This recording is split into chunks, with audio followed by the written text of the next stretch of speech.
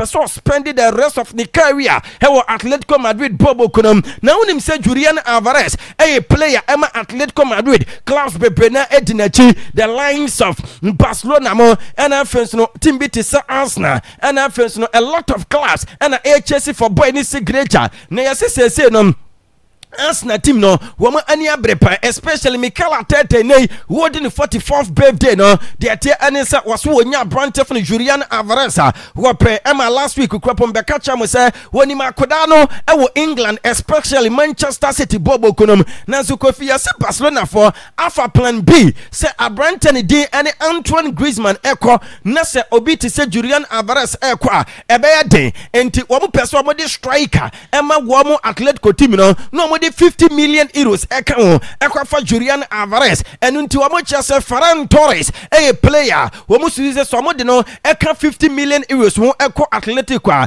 ene Atletico campaign for no enso ebe so na Brante for Alvarez aba be yadwuma e de yamo wamo passa team no aside that no uramu e wo bobo kwa for Liverpool wamo aswaye a yase kodi gapo a player say no uramu e wo Atletico Madrid enam se Antoine Griezmann ekwa Orlando City at the end of the season into now one Atletico for Ashas here 18 come up with Liverpool wing and say one may replacement Emma Brante for Antoine Griezmann and what change no on him say Alexander Isak yes who didn't come out with the agent say one negotiating in this summer now one fight for a transfer move Emma no one feel Liverpool no or feel Liverpool walk here yes you will Ramu our Barcelona because we prefer say one no ever kwa juma Emma Barca Bobo Kono yes say Barca for no anybody pass on Benya Brante fana Alexander Isak say Akwaaba say ebia wo mo mix the signing of Julian Alvarez wo mo enya Isak wo mo epeye pa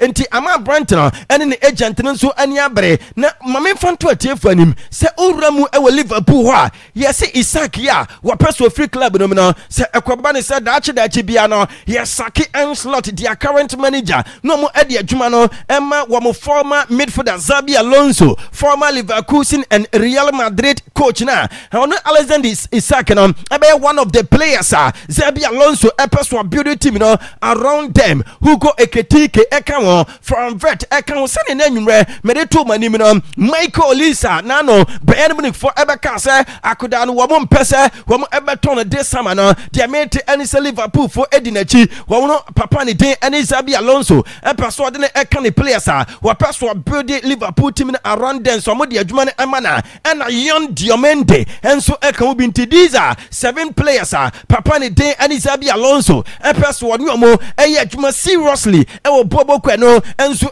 Liverpool aso so mo de adwuma ne amana aside that no yes Liverpool ashase 18 come with Alphonso Davies no eye adwuma ema Bayern Munich bobo kono na beka ya enu a ebeto dwasa branch for Mohamed Salah ne announcement awye so wo feel Liverpool at the end of the season no ama ene Roy Keane ababeka bi say ya and ye Cristiano Ronaldo na these types of players no any kwansi ye treat you this way because we are juma wo mo ayama class na eduru ba bi any kwanso catch player na say won konko fight for position was Ronaldo enye player he was fighting for position and so ade obodi ye our Manchester United no eduru ba bi kwapo ne yeso no and na SA United club ne the same thing and I see e Liverpool any Mohamed Salah ene hama Brent no and so I na adwen say at the end of the season walk on na walk club be and walk ye adwuma amu omo kofi de any se clubs ne de adonso hama enu akwapo ne me to manim se Saudi Arabian clubs no ebi mu eti se Al Ittihad Samson Al Nassr Al Hilal any Al Ali munyina no pa branch from Mohamed Salah enu I sent to mu se Barcelona team no any Roma and friends no Sam Diego munyina a branch na wo mu area mu se this summer no wo ba be ye adwuma amu omo enu na chief reporter Emma Sky Sports cover solicol edin komo enua eno mu ebisa ne se Mohamed Salah most likely destination no eye hemfa cover say one dey ehwe adea e course between Al Ittihad and Mo Salah last summer na Abrante no ebeko Al Ittihad so free Liverpool there na so ramu e Saudi Arabia Al Ittihad because Al Hilal for no offer all the top players Benzema free Al Ittihad eko enti say ama Al Ittihad bobo kono ase wo mun shada any top stars enti ama Saudi investment fund no any Saudi for no ayo ma dwense wo mun ebe top star e de ama Al Ittihad Bobo kuno mo nso ena decide players no ene clubs a wo mo enjoin wo mo nti ono cover ne de nwiemu e kire se boy ni e ko Saudi Arabia enye Al Ali enye Al Nassr enye Al Hilal nemum ebeye Al Ittihad. I think if he was going to go to Saudi Arabia, it would be to one of the clubs who are owned by the Sovereign Wealth Fund. I think the most likely destination would be Al Ittihad. They've tried to sign him in the past. They offered £150 million, which was turned down by Liverpool. At the moment, they don't have a marquee player because Karim Benzema has moved to Al Hilal. Al Hilal are also a possibility for him. They see themselves as like the Real Madrid of Asia. They're the most successful team in Saudi Arabia. They've got Karim Benzema at the moment. They've got a lot of star players. Crucially, they also have a billionaire Saudi investor who owns a big chunk of the club, and he's been helping out with transfers as well. So perhaps that could give him an advantage when it comes to signing Mo Salah. But it won't just be down to the clubs. The Saudi Pro League will be involved as well because they control transfers and they have a big say in which players go to which clubs. The Sovereign Wealth Fund, PIF, will be involved as well because they majority own the big four clubs.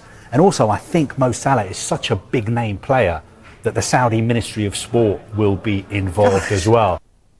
Eno de efi Mohamed Salah aswaye eba enano pay yadini nyina emamu ewa Akwaaba 98.1 so PSG team no nansan ebeto dwaso mo peso mo fi Parc des Princes na fi wo mo ekosi wo stadium na de tie anisa na France aban no epeso mo ton Parc des Princes emo wo mo ema PSG fo ne yo madwen so mo nto na so kofi ano pay dia mete anisa PSG mpan fo no ayo madwen se nyade so mbe fi Parc des Princes akoba bia Hombeto aso ye adwuma e wo Parc des Princes ho nemom sika na wo mu etua no wo mu peso mu tua between 200 million euros abro so pa e 300 million euros eno e nkomodi a e koso between France aban no ene Paris kro na stadium no e yomodia no eno enso e nkomo efo no e ba onim se Manchester City team no ayo madwen se samai wo mu so e be signing se pa no mbeto superstars ni bi e wo bobo craft ni PSG Bradley Barcola a player yes City team no wo attack no na no nso na beto mu se Ashraf Hakimi Madrid for person mo sign fan back enei ni agent and day any Alejandro Camano say there is no possibility of him leaving PSG. He is very happy at the club and want to win the Champions League for the second time. He also want to take the team as far as possible. And no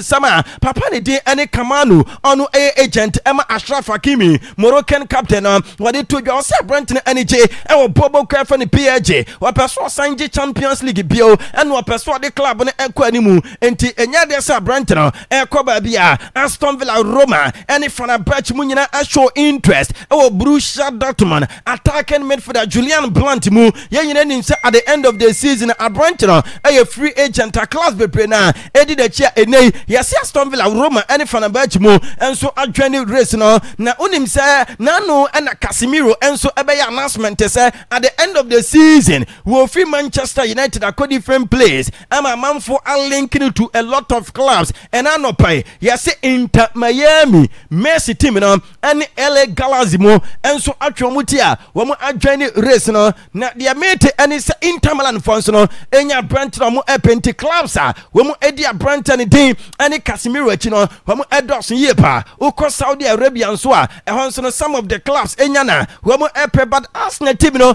e work serious on Kvaratskhelia yes player no so camp no and so exploit on other options and nam just a different places eba enti se ekobadi se o free PSG Arsenal ebe one of the clubs wo mo enso ebe consider enra and Chelsea for ebe ye confirmation say Abrante for Enzo Fernandez is not for sale na club will be your interest what person or signing no I just our club no e break the bank na for okotua 100 million pounds and mo Chelsea bobo kono and so number ma Abrante for Enzo Fernandez akwa wetimi akọ Moses Caicedo no wo mo se nyade so mo airton no na mo cover say Abrante for Enzo Fernandez DM say offer bi ba na eye Chelsea for ne da wo mo ebe so mo because boy no asa na adwe ye ntantanta na ni nje e wo Chelsea especially Real Madrid bobo kono amanfo linking no so mo eba enya won say Abrante no ebe kan yes to Real Madrid nemum sane nanu Moses Caicedo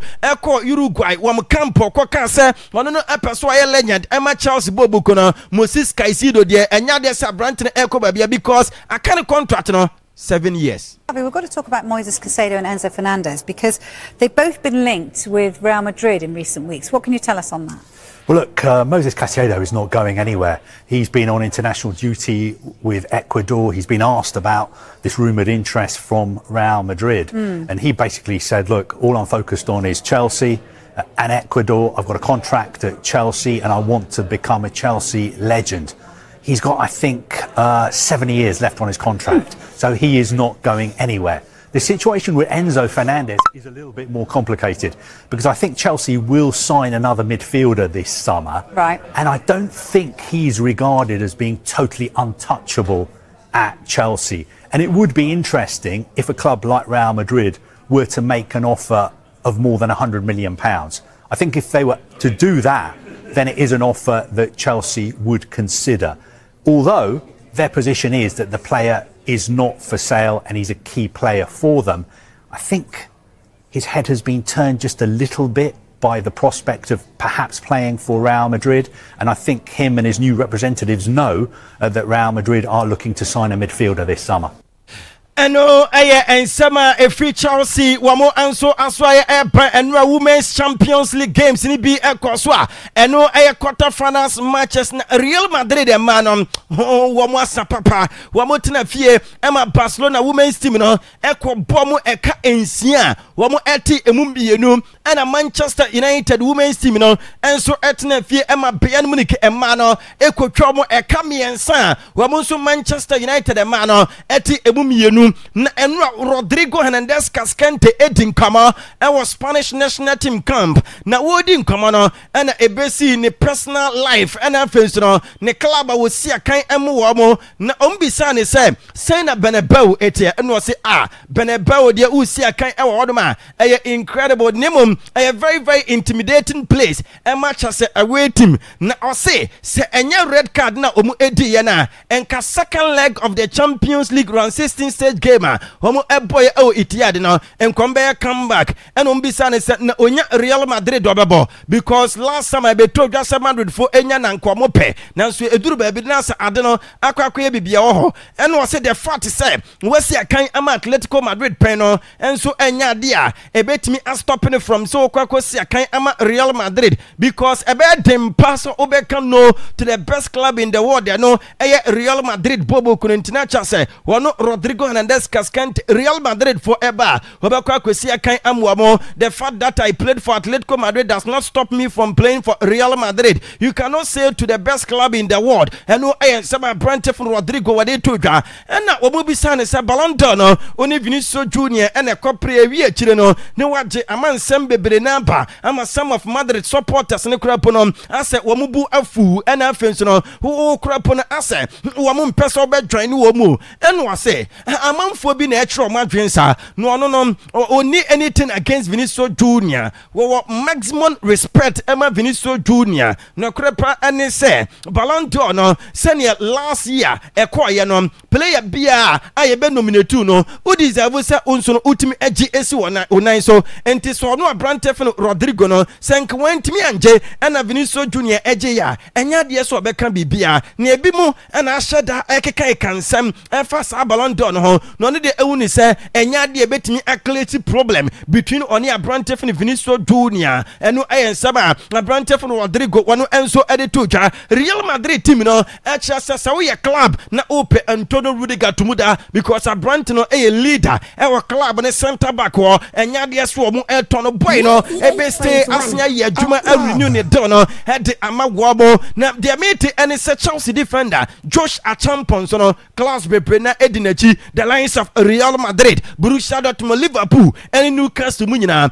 pakoda no on himself friendly games ekoso enra ene ebi bekoso na first no ochana ebi akoso ntianua the FIFA international friendly games across no some of the notable ones no Kazakhstan esha Namibia 2-0 and Kyrgyzstan wamo etna fie ama Ecuador ekobo mu 1-0 DR Congo enra na jo wamo chi Bermuda etwa mo ekam you know mentimiante Brantani din and Fiston eto atena ema Ian Wisa enso ebo goal na anadwi na Puerto Rico wamo ehye Guam mine eka enaya Guam fon wamo entimi ante na ene anopa ya 11:30 Macau mine ene Olba form ebe Akwaaba South na Vietnam wamo so 12 p.m. ya wamo ni miame namfo Bangladesh ebebo Tanzania 2:30 wamo ene Liechtenstein Akwakosia na fe Moldova 3 p.m. no wamo ene Lithuania Asia Cyprus 5 p.m. wamo ene Belarus ebebo Israel ene Georgia Ebesia na the big game na akoso our Gillette Stadium Brazil de Seleção wamo ene Le Blues of France ana ebo ene anwumrei 8 p.m. our Massachusetts USA na stadium no for 68,756 spectators a artificial turf and I just wamo Akwaaba so ene anadwi na wohwe Brazil for na wamo coach Don Carlo Ancelotti wabeba 4-4-2 formation what the Ederson Morias ekipu goal post no Wesley ebe starte Abrantani de ene Grayson Primer enso ebe ginamo Pereira Bobby Abrantefni Santos Samson Urama Rafinha Casemiro Andre Santos Vinicius Junior Matheus Cunha and João Pedro I am rente eduba kwa yes say one best starting game no ama the Brazilian national team who call the Blues of France and wants to the champ ebo 4-2-3-1 Mark Minyo goalkeeper Abrantefni Malo Gusto Ibrahima Konate Opemekano Afediate Anisem Hernandez ebe ginamu Abrantefni Rabiot Olawen Chouameni Michael Olise Ryan Sheki Kylian Mbappe and Osman Dembele gameway ebe fe papa na de tie anisem Don Carlo Ancelotti say ene Kylian Mbappe enye ni player we your opponent na de obetimi aka ene say I was a Brazil for no a defend the wall because Abrante no 3 times faster and the qualities no so was ro and we 3 times efficient e wani mu wonom enti abema nei Abrante fe ni Kylian Mbappe ehu ayehu yie pa we wi anu osan edito say one de ehwe omaya ni de ene Brazil na wo mu aye ready for the World Cup na say wo mu apeso mo kire wiase nyina so omaya ready a ene game no one of the test was a players no henso etimi edekire players no and say wo mu etimi edekire supporters no Vinicius Junior say France a great team wo mu good players woni mebi mu Real Madrid na enkofoni defend yie and mo san attack yie name the most important thing Emma Brazil for NSM ebe perform our top level was so bit say Kylian Mbappe a great player Eduardo Camavinga any Olawen Chouameni woni mo Real Madrid bobo konom na o say wonji ni say obi ebe choose Brazil for say womo your favorite for the World Cup or say I think Brazil are not favorite for the World Cup na o say womo enye favorite na no nkyerɛ say womo ekwakogu omo hanima say o say opresem wobua na fe womo de Brazil mine ebe bia emire bia atwam ni anim so womo we want to bring Brazil where it deserve.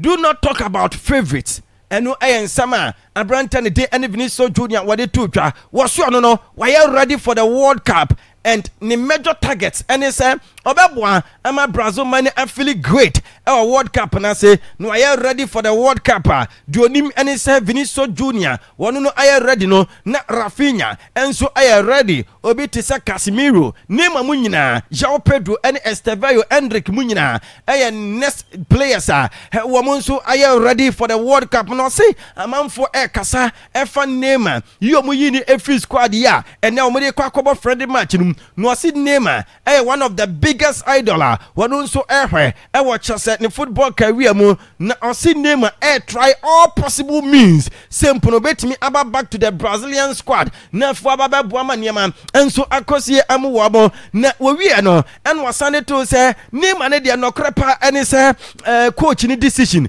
and wo yi no enso edine efri mu Neymar one dia donim and say wo muntimi enko World Cup without Neymar wo muntimi enko World Cup abra Neymar enka Brazil for wo squad no ho na dia tie ni say Kylian Mbappe so no ababedi nkoma e dia fa Brazil mine ho na Kylian Mbappe say Brazil for country bia omo ye country omo players wo squad num na players no wo bia modemo soro ye nyina ehwe world footballer ye ntimi enka enyi Brazil for emfrim especially World Cup no enunti ene wo mo badge no wo soro stars na egu anom no eye enum no because Nkrofo no the most successful team when it come to international footballer World Cup nti na game ne de ano ebe great match and was in name and sense no was in name World Cup entimi enkoso without world stars bi muti say name enti ono no de and when say name ebe ko World Cup ni bi with the Brazilian national team name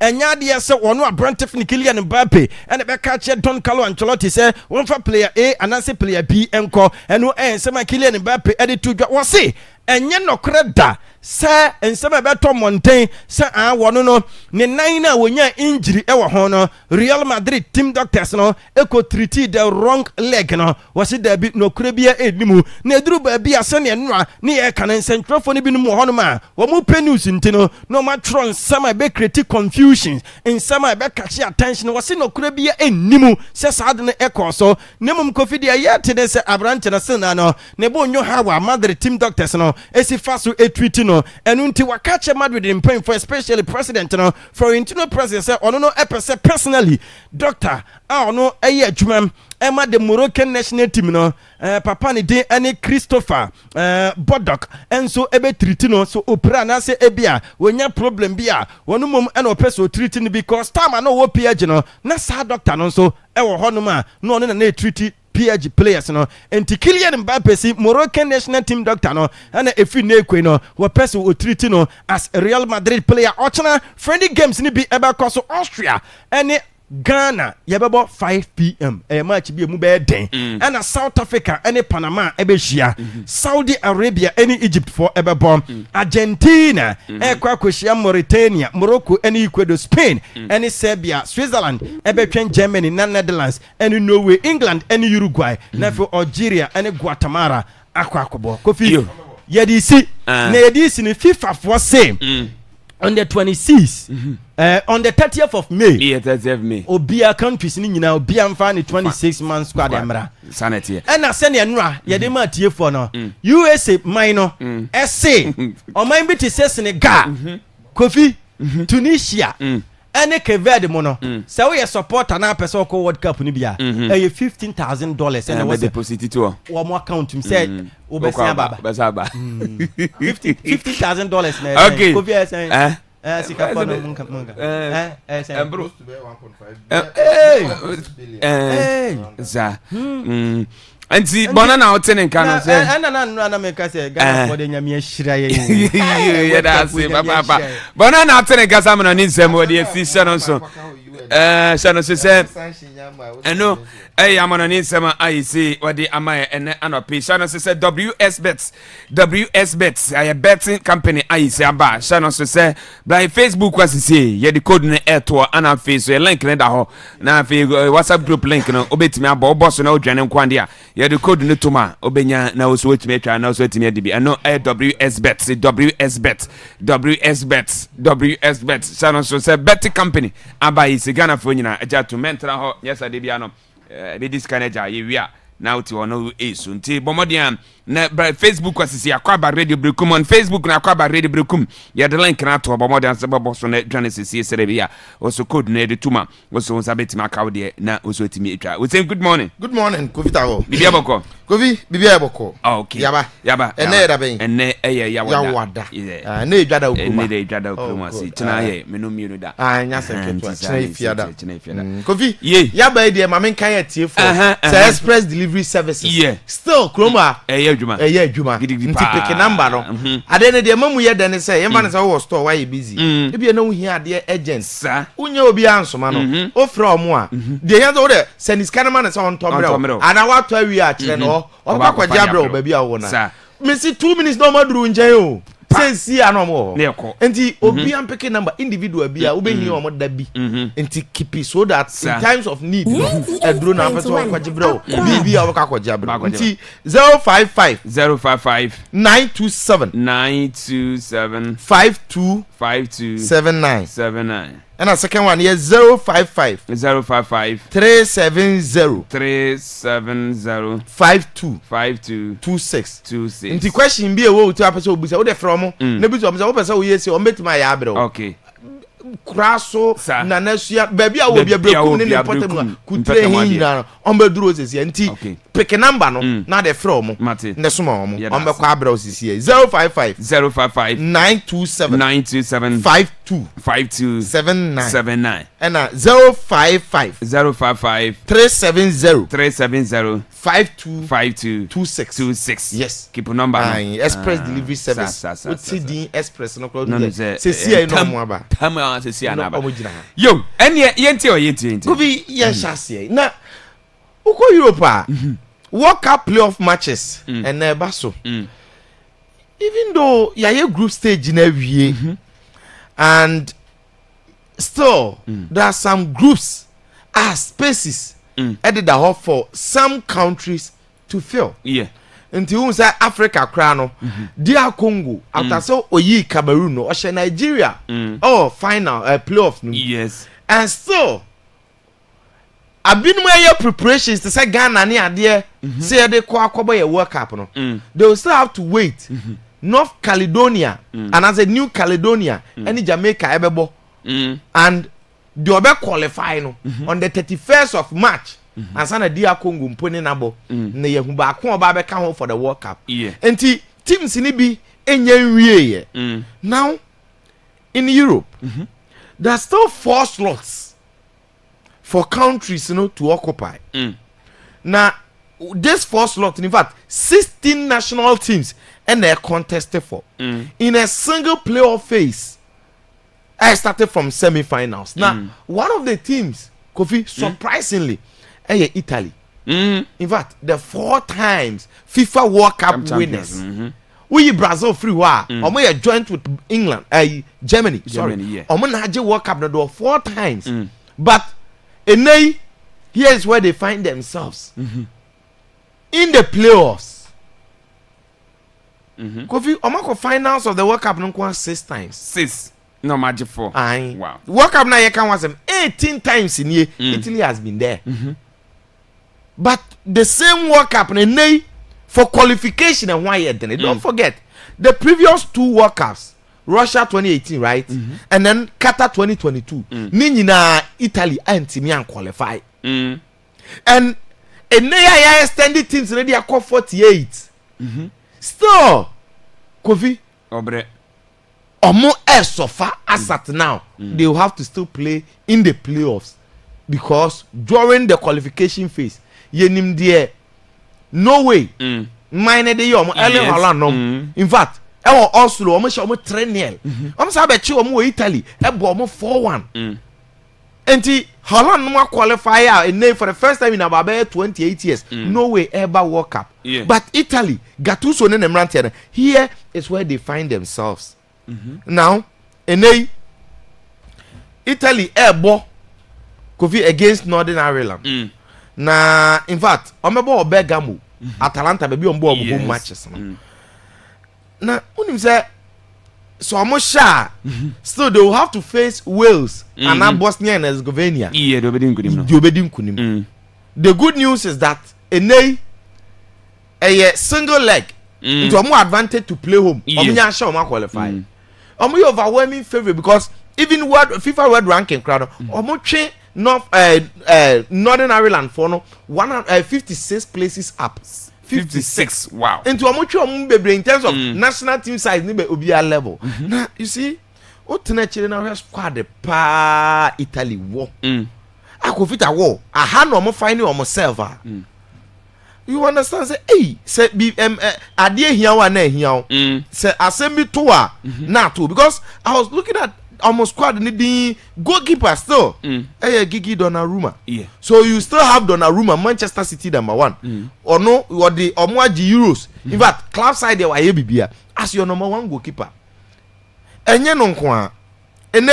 Yes, te say Arsenal for players ni bebre other teams o ma drop out who are boy Italy na dey ma o ma aduru emergency we ka say ona ya o ya na hwan na qualify na wabebo good enti Calafiori oho Bastoni ne hododo no pa o ye doubtful by na obo what I say Abrante ni dey Gianluca Mancini oho now Federico Di Marco Inter Milan players we now Omo Matteo Politano, Lucatelli Juventus, right? Nicolo Barella Inter, Sandro Tonali ono class ko nye fully fit Newcastle ojinam Skamaka de pra but omo Rategi the same Atalanta ne omo fie no omo match no my skin and we omo players na you understand hey now players omo woy and Northern Ireland omo goalkeeper cry the Peacock Tony Peacock takrabom na yan wapeja na ito no omo goalkeeper the Charles Peacock nti we players no kro omo de kwa akobo no ha what you say there be Farrell Peacock mu ntimi nya hwe nti truth is yes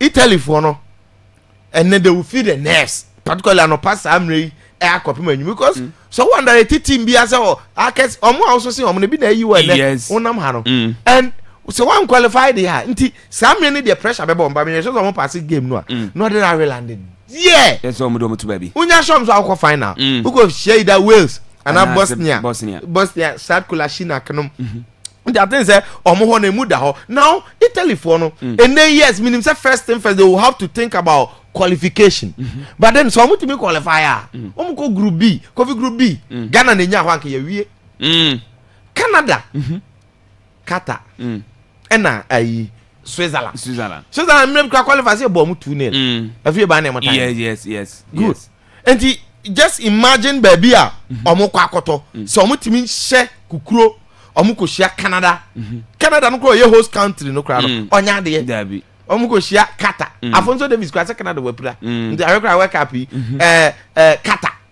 Qatar de Italy be wi omo nti de here your qualification but then they will have to go through all these games because Wales for near the no do omo di agora you what I say nti Kofi I think say they will have to do that now first lot of the 4 and one sem na ya kan no next Turkey Kofi Ada Gulanom so will have to fight through the playoffs nti enei said the money Romania airborne am so bo fie nti omo take advantage but Romania na who face no nti say Ada Gula Hakan Çalhanoğlu okay can I hear this or Drebu baby or Juventus okay Kaima Koglu Fenerbahçe Oskan by Dortmund Silik AS Roma say omo players we Badaki omo person omo call work up ni be dia of course because we share we are ko share Slovakia ene omo share Kosovo Slovakia ni Kosovo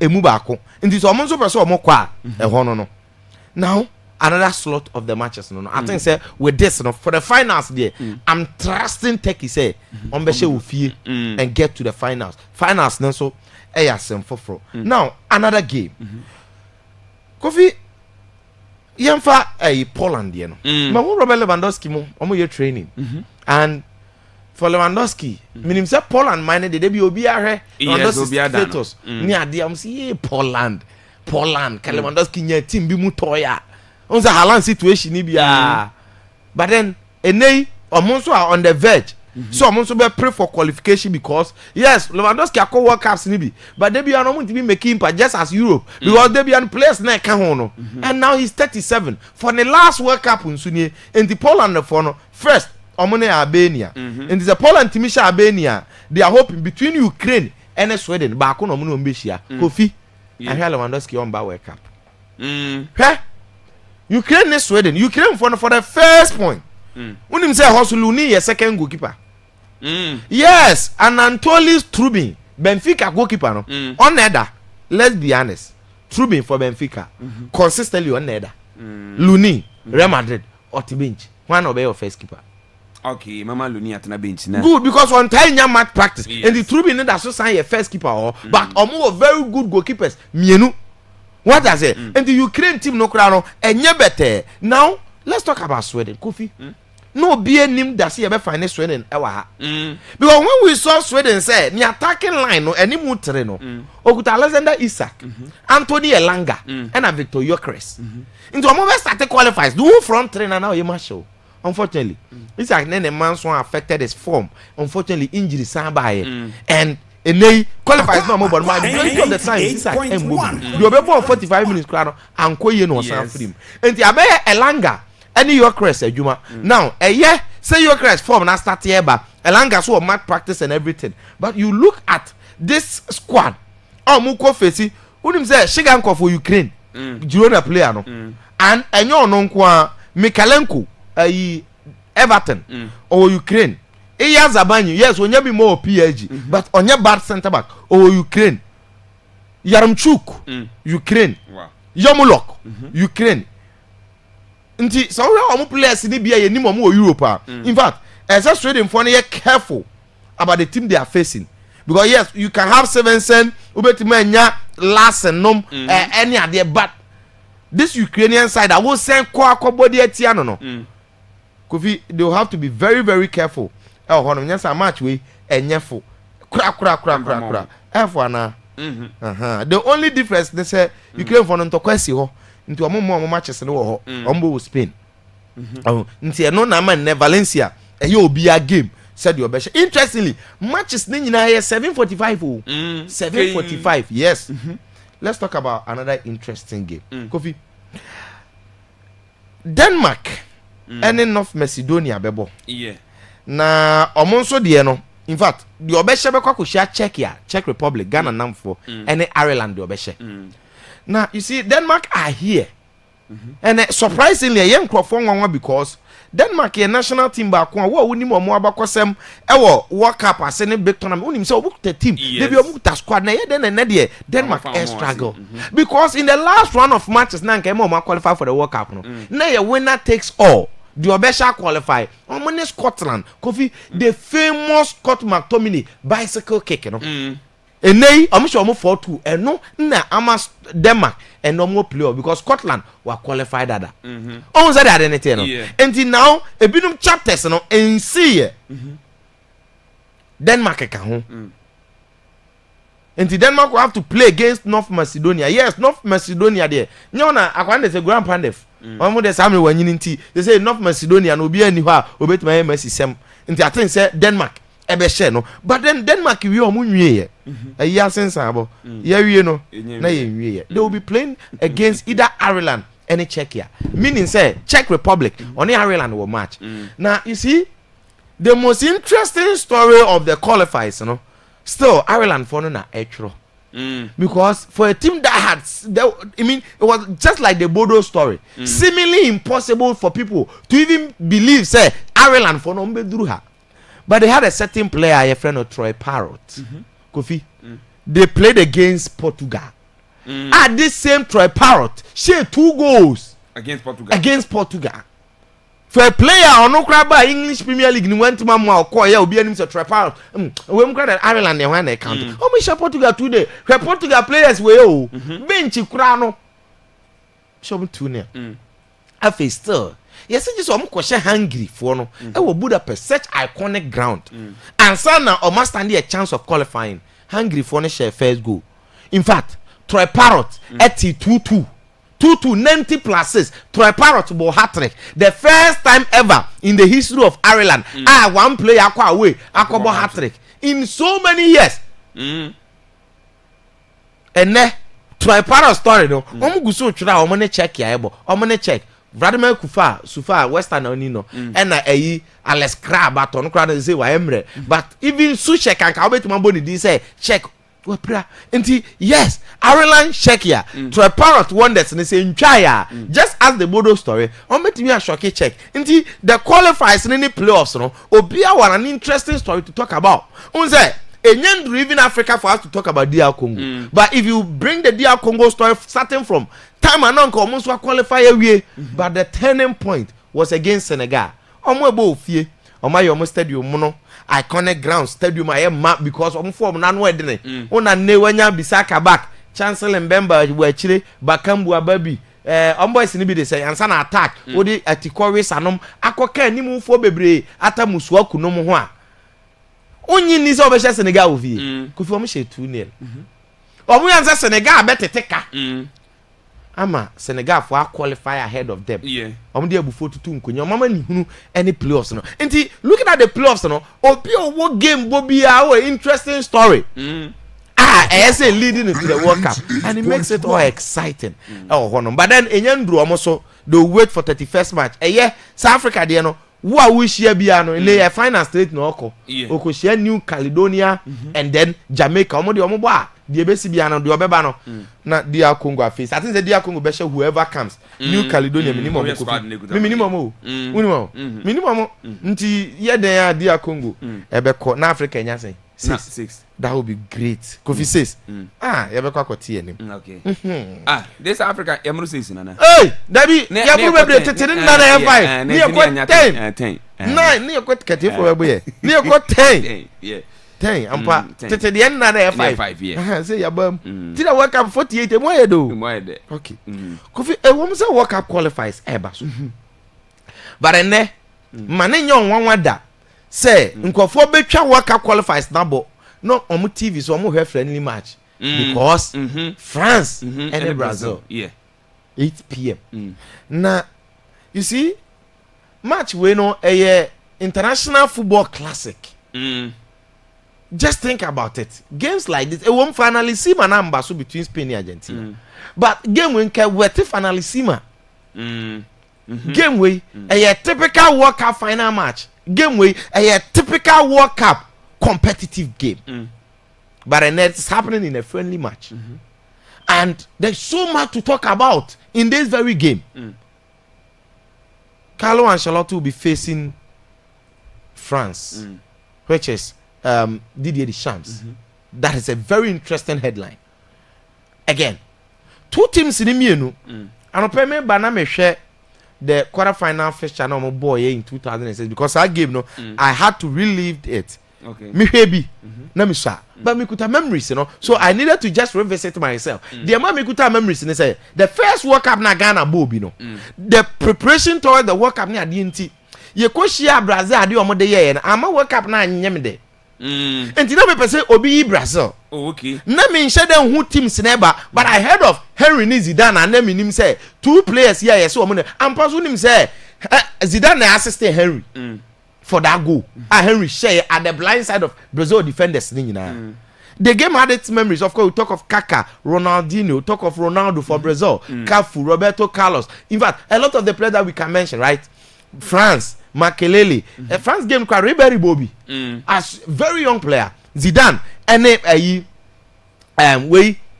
saying Henry. Omumi nana game ni also for France. Omutimi Brazil. So a kai games like that. Even after that, table friendly games from 2006. The last one was in 2015. Now 2015, Kofi, Brazil, France 3. And for Brazil, then the talents, then the ball how body. It talks about how great Omoye, but then Brazil are finding themselves in a certain situation now. And just a Carlo Ancelotti, Eddie the great microphone as a coach, Eddie Rem, and Sana BBSC. And yes, first, I love the level of lineup of matches now Brazil are born, but before that, France. France is for when it comes to the international break. Young matches in the crown. Omo na dika steal the spotlight because so omo be arrival e wo Clemfontaine na ohwe place na dress na omo dey see eno nko ho photo session enya me nwanwa say sa fashion show no e omo ye Paris France Krumo because they take the whole football international break to a whole new level. Now this time round in a stealing show na kitike oba na drip no plus ne hairstyle shades ketwa na wa hye ne natade ne nsa no plus trousers ne mpaboa no de awe no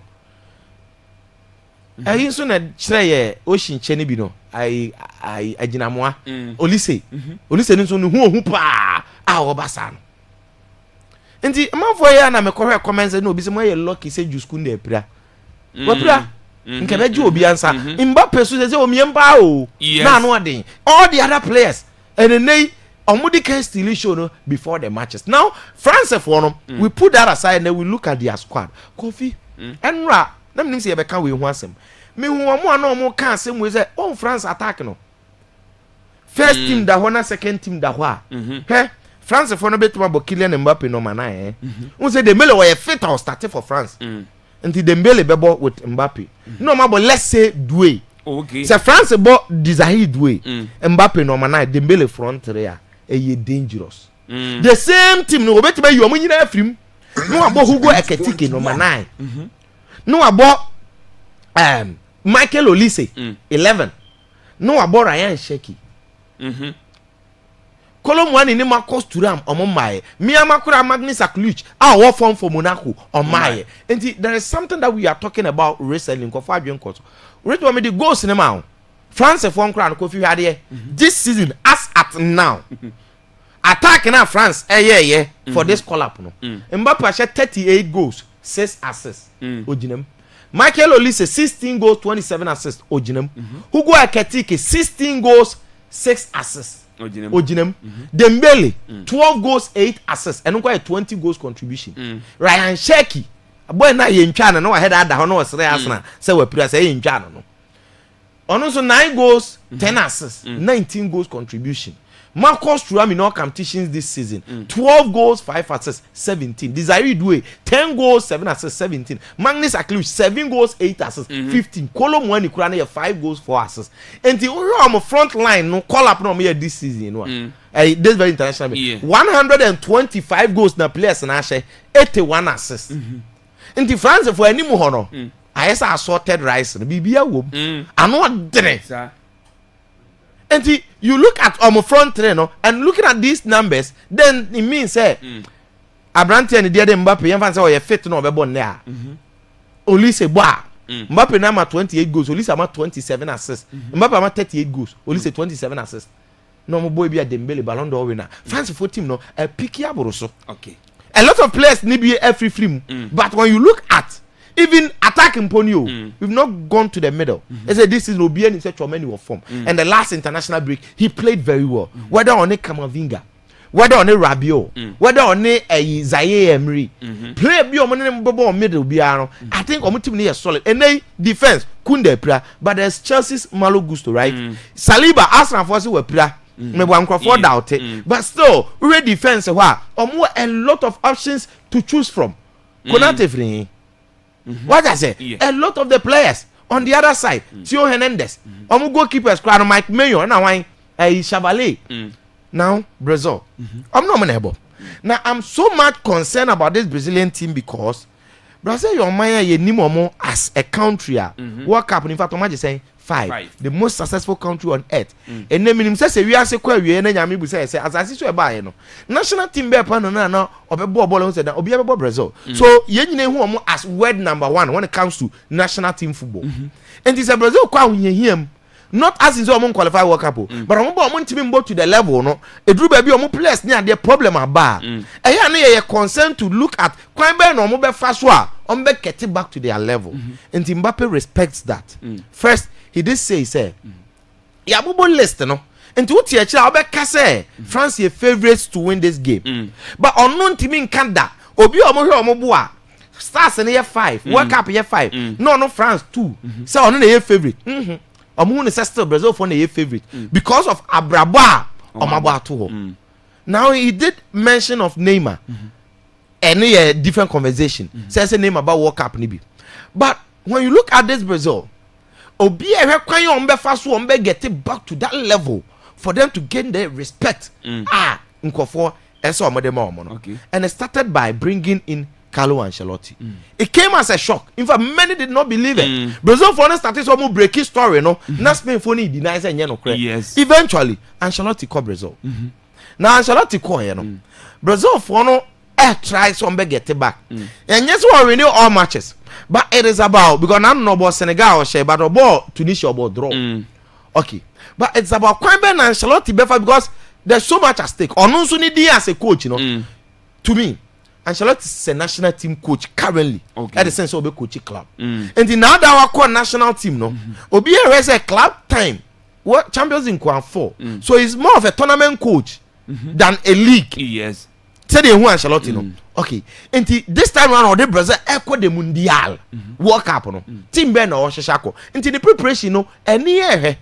Now first preparation match said the Makane was Senegal and Tunisia. To me, sorry, I'm World Cup group no more Morocco is African best and it's a open that be a nyomwa ya chimney ya momo but obey anything because currently Morocco one of the toppest teams I call World Cup now face team from Africa into people be prepared for Morocco now in Senegal perfect in terms of kwanya obefa so ni omagina two so also North African team as in Tunisia and also you're perfect to understand North Africa for the way they play right into about 2 games making ready for what team and the Morocco or World Cup okay now about France you have about Croatia 2 European teams because in the group our European team beats Scotland Haiti there Onya there but you see these matches never offer Carlo Ancelotti matches not done anymore plus even World Cup 3 matches because including Morocco Haiti Scotland no obetumi the matches need na preparation and some obedru knockout phase qualification stage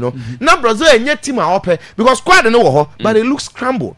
The reason why I'm saying they look scrambled, they say akakwan yo obefa so a obeshi share kofi goalkeeper ene wo Alisson Becker right yes or Bento and or Ederson Man City ideally I think a honey Alisson right okay ni defense no yes Arsenal for science say Magalhaes epra but at the World Cup he will be getting Magalhaes at the World Cup potentially he might be getting Militao at the World Cup Marquinhos and when you look at the players he was center back krana or she ni here no yes and they players ni be to say Marquinhos di obenya certain players now you on free wa Oba even the midfielder or Andre Santos Chelsea or Casemiro who is on form and ebebo mo yie pa consistent or Fabinho our friend aba Fabinho ne Casemiro obo ma age wise ne energy ninti enye but even obo Casemiro Andre Santos na Fabinho free bench ba be yi ba ko a I mean ebebo a wo mo Gabriel Sara de o Galatasaray nti microphone nim no Danilo ni ade ka now afi kwan be no be fa so be hye ne attack ne ene akire Ancelotti is a typical coach obo 4-4-2 now I'm looking at the team they say obo 4-4-2 how will it look like because the 4-4-2 will help them to use Abrante and the Vinicius on the wide Rafinha on the wide and the 2 midfielders now here no it will be either Casemiro Abrante and the Andre Santos now World Cup time obebo mpa so benya bia Bruno Guimaraes asa be che middle ho but ohwe in the 4-4-2 no na aka front 2 enei ni hye na ani o number 9 Brazil lack particularly the last World Cup into omo de Richarlison a couple of first 9 obi ehun say Brazil be suffer the last World Cup this time round among those say Brazil that so suffer number 9 but me hu ne sa because enei ne call up no ofre I got Thiago was 19 goals in the English Premier League ofre Joao Pedro 15 goals 4 assists this season ofre Hendrick and one friend no Hendrick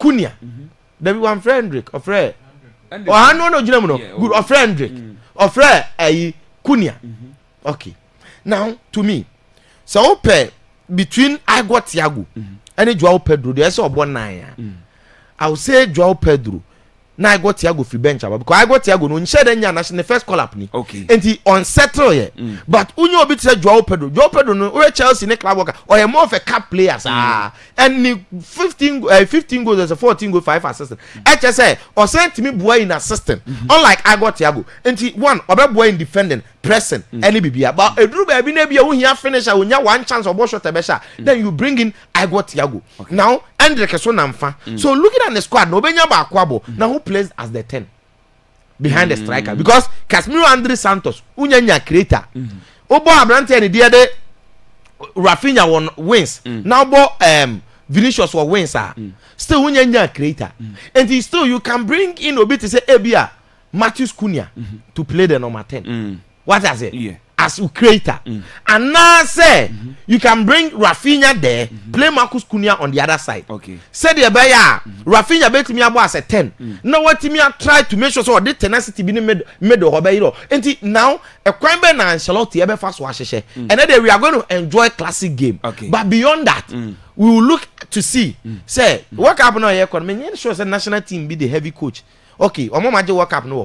But Ancelotti will be among the heaviest coaches, no. And to be a baby at this time on the Bros of one so so a friendly game, but a classic game. And we'll be looking at how things unfold. Okay. Yeah, I see. I know I Hussein Adams and now Otenenka say I'm on some where you see Ocean Eba na utimi adinidia ma wo wiepe na yetiesi fie na fie nkomo yetimi ede atwa so aha Akwaaba radio 98.1 Shannon so say we Akwaaba Sports Arena by Facebook kwasisi Akwaaba radio brekum Akwaaba radio brekum sasa na Akwaaba 98.1 on Facebook Akwaaba 98.1 on Facebook Shannon so say yabomodian etimi alsane on WS bet no ya de code no bi atwa sisi nti bra one befa na otofa kakra efa to achiro be wie na osi botum ay kakraka ano WS bet Shannon so say code no betting code no o by Facebook we abomode etimi da to browse sisi na befa na bomodian na twa se de be ne on betima akos kama etimi da aha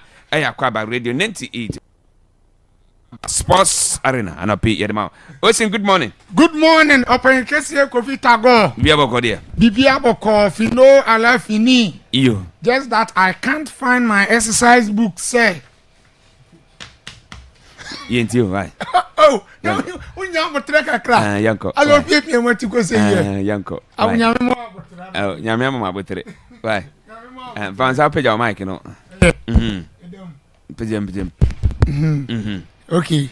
So yeah. Okay. You. You dey Kofi nyamo abotre. You. Kofi masase no so migusu e bo hu dawuro. Obi anyantoy. Obi anyantoy yo. Oh. And ya che. Ade na che. Ade na che. Ti we dey mo daro ma mo meje ma. Na eso bi to. Mo meje. Eso bi to. Ma meje na me bufu ami nyanto. Wa be so ade asiso. Enti mo mfra me. 055 81 38 439. Kama pa da ye we amaso sembi no. Okay. Ti mo mfra me na after show na ni akwayo. Ye di ho nkomo. Yo. Mate ene my yenti o mantio. See. And now me who post to be war FIFA for official site. Na FIFA bisa question. Na Kofi die na FIFA atwere nyina na yese. I say the 2006 World Cup champions. In fact, a video no mo post here and no mo caption video no. Nti say the 2006 World Cup. No mo bisa question say will Italy return to the World Cup this year? Oh, okay. I'm going to be a question. Yes. Say Italy be returning about the World Cup and Chebia because of US, Mexico, and Canada. And Kofi, a lot of people they were so interested in the conversation. And this all post no crampona as I run a journal and make screenshot to page, you know. Net less in quite 415.1k. Wow. Comment in quite 2,393. Favorite 27.41 thousand. And a shares in quite 10,010.6k. Wow. Until over 500,000 engagement for that post. No. So which means the question of FIFA beside no, a lot of football fans across the world are very much interested in the conversation that will Italy return to this FIFA World Cup right now. You see, on record ago, the last two editions of the FIFA World Cup, the Squadra Azzurri in 2018, our Russia, Omanko, then Qatar 2022, Omanko, and then potentially. Say Italy ain't me and Shen of Macedonia and Mameres and the last game whether against Wales or so. So no Wales idea so bet me defeat you or more. Then potentially Italy they are missing out from the FIFA World Cup no in a period of 12 good years. Now just 3 editions in a row Italy nyankobo World Cup ni bi. Na me ba be kire nsemu yie na etiefo anya proper understanding. You see Italy is a powerhouse in the European game. They are powerhouse. In fact, they are a heavyweight national team in terms of football. From history, records, achievement, in terms of talent, coaches, and players. There is no way Kofi to me more and mind me and Sawa Bakuse more or more produce quality coaches. Any place any telling film. From the days of Guccipe Miezamo, Giovanni Trapattoni, Arrigo Secchi, Mo Ebabesi, the Don Fabio Capello, Carlo Ancelotti, Munina. And you tell it there, they take every ball so far as the European game are concerned, and even the world football at large. Now, the last time Italy J World Cup be they back to 2006. Okay. So we are talking about 20 years ago. And the Italy said Kofi. Yes, Ojo World Cup are reaching the very highest level of football. Now, in a historical context, Italy have a World Cup finals and in Sia. Now, World Cup finals in Sia Italy aboard. Oma lusumienu ano maji enai muntie de mekani. Now Italy edge World Cup in 1934, in fact the second edition of the World Cup. First edition ye bono Uruguay and omuye host and win. And the following edition, because of the World Cup invitational tournament Uruguay for us omo frefra countries in ba ma this area be so be ma and Italy G. In fact Italy G almost defending in 1938. So they became the first ever football nation and the first ever country almost World Cup was defending before Brazil be in 1958-62. Okay. Now the even Italy record near special and say almost year record under the same manager friend Vittorio Pozzo. Brazil they are different managers, Vicente Fiola 59 and Aimo Moreira 62. Enti omoji 1934 be defend 38 no. Omo called down town omo ntimi je World Cup ni bi even though no omo kwaya ade. Another time Italy samba be je World Cup ni bi ama we see never to omo kan Spain 82. Yes. Omo je Spain 82 no. Omo na mu ana omo be je final one 2006. Since then 20 years ago, Italy say Kofi or even semi-final crown since 2006 omo mo bi da. And actually say Italy modern abba form or World Cup no mo. But we should bear in mind say on record. So if Brazil free Brazil watch World Cup no 5 times now. Coffee when we are joint second most successful nation with Germany. I imagine 4-4 apiece. And it is so weird sound of football. It is always sad. Say about World Cup no we tell you. World Cup no po because your traditional things we want more World Cup no you pay. Yes. I tell you. Near about Champions League by Real Madrid will be a Champions League. You feel it, you know the feel of the competition. I tell you. And I say the boss won't come also where America for free. And I was in your car buy day. And I went in Mexico for free boss in you. Yeah. And the crap parts of coffee, it is so sad. Again, not even World Cup no kwa. Among the Euros who crumple me 1968 and 2020 Diana. Omuye dem eje no. Now coffee. The drought period now Italy wo mu no. Ebin to amoda. Because eney me amemetia ubi sam say Italy betimi akwa World Cup ni bia. Me 50-50. 50-50 man. Mean to me family say me both with all obeko. Mean to me. Because of reasons be. Now coffee on record Italy am missing before Omobasa period we no. Yeah. Italy am missing out our World Cup aseba kope. And when a see here in a historical context. Okay. In 1949 your friend be Superga a disaster May. Emra then time no the Gran Torino squad ekobo friendly match or Portugal more returning. Mo benya the friend Superga a disaster nipa 31 on board. In fact 18 place amuna munu ho. As at that time no. Now go Italia. Now they no dominating in the Italian football no. Na Torino for na. And the majority of Italian national team players no more Torino. And no model penekori asema place 18 we. Until from one, and I tell you, national team Brazil many players. That was the only moment in the 1958 World Cup now Brazil joined for the first time. Italy and Kobe. Okay. Before Omomesi out in 2018, 2022, as I say, I'm more called trophy as in you know. Into on record, Italy no man young time who our World Cup now say.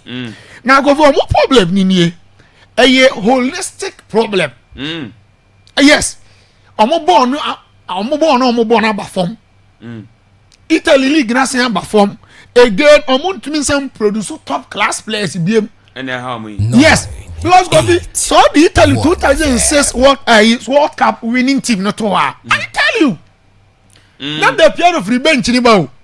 Now look at Tony Mo, not Totti craft. Maybe a Totti started from Gigi Buffon, Gianluca Zambrotta, Fabio Grosso, Alessandro Nesta, Marco Materazzi, Fabio Cannavaro were Chino at Tomaji Bank. A midfield of Andre Pero, the technician, Gennaro Gattuso, Perota, Vincenzo Yaquenta, Moni Adie, Filippo Inzaghi, Mutibe, Luca Toni Muli, the attack.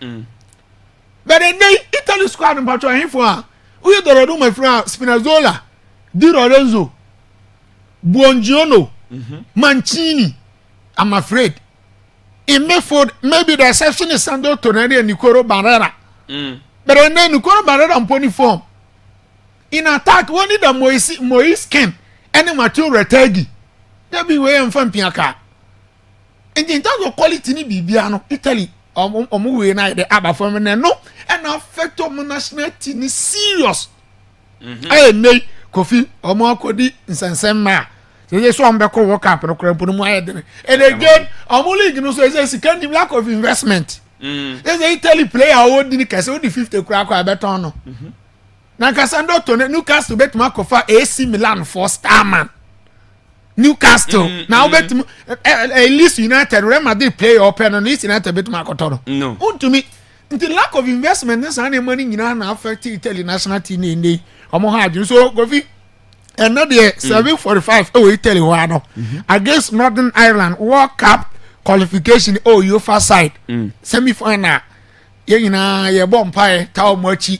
Yes, the football goals. No, some favor Italy. No, me whom me Italy. And is it Govi? Yeah. And another disappointment because the last 2 editions now Moko playoffs say she was so North Macedonia and Mama and Konya they are fine. No way most of harm. Inti so one fasade na to omochi with a strong attitude and mentality and when na akwa the akwa how mo. That is the conversation. Okay. Now see Kylian Mbappe be deny story na be kan no say na newspapers be report say Omoda gono si no man yen in the right way kire say na yen nine right no no say nine left. Na see the Mbappe asa no kan me jintum ne say the basic problem and it say Real Madrid team doctor say nyade story be kaba so onyi Madrid doctor. Thank you very much. I go on make answer na be si no. If you think that doctors say are competent enough for you, or trust the do more any idea. And then also go for private doctors. Saudi Omudi says, say, wait, my now I'm more provide qualified doctors. I'm a so yard professional doctors, young doctors. Now me call different medical facility. Abra alien we move to my friend, to cry easier. Then meaning there is always a big question on the competence of the doctors working here. But what I'm going to say, yes. So the basic understanding is that doctors are not because you can what be deny and say, and you're not crano. Or say, who call for private doctors, who marry mother for you. Because since last season, in terms of injury casualties, Real Madrid are over 189. 189. For Ancelotti time, the start of lance in the BCN casualties. Wow. Ebia ne hondo dono. Ebia muscle fatigue. Ebia oh. Yeah, more proper injuries no so. Minor injuries. The ebe one panier, the ebe man painkiller ne ade. 189 over that. Wow. So it means this season Kwampono among you over 32 different types of injuries. And a remedy players also stay. So your cancer doctors in Yadia wouldn't just that professionalism now person we You get a point. And you auntie Mecca. Okay. And you auntie Mecca. Now, I'm no more about Yabi. I've forgotten the name. Now, players are not penasem. No boy more Madrid honor. No boy more recover tem near dear. And I buy and say, oh, one or more castle muntin in yet maybe a chain will be a who say, Binum Codin Hong Kong Gonsa. Oh, Real Madrid medical department. No, Muino. Now, they Alonso by Opam. The head of rehabilitation Pintus Papa Sakola. Yeah. Alonso was on tin in Yajuma. Alonso Koyano and I must reinstate so my fitness coach. Okay. So we have the medical department in the air, so we the review. Now, me move on. Coffee. Well, 2 stories via me person me discuss so far as Brazil national team here concerned. Na niedi kan the situation with Neymar Junior. Ana de tosu mienu Brazil chances our World Cup ya enche because of master preparations no. Now me pese Kofi bo me na ye di nkomo bi about Neymar say. Do you think say Brazil for a important decision and a make sense say Brazil for the Neymar be World Cup no?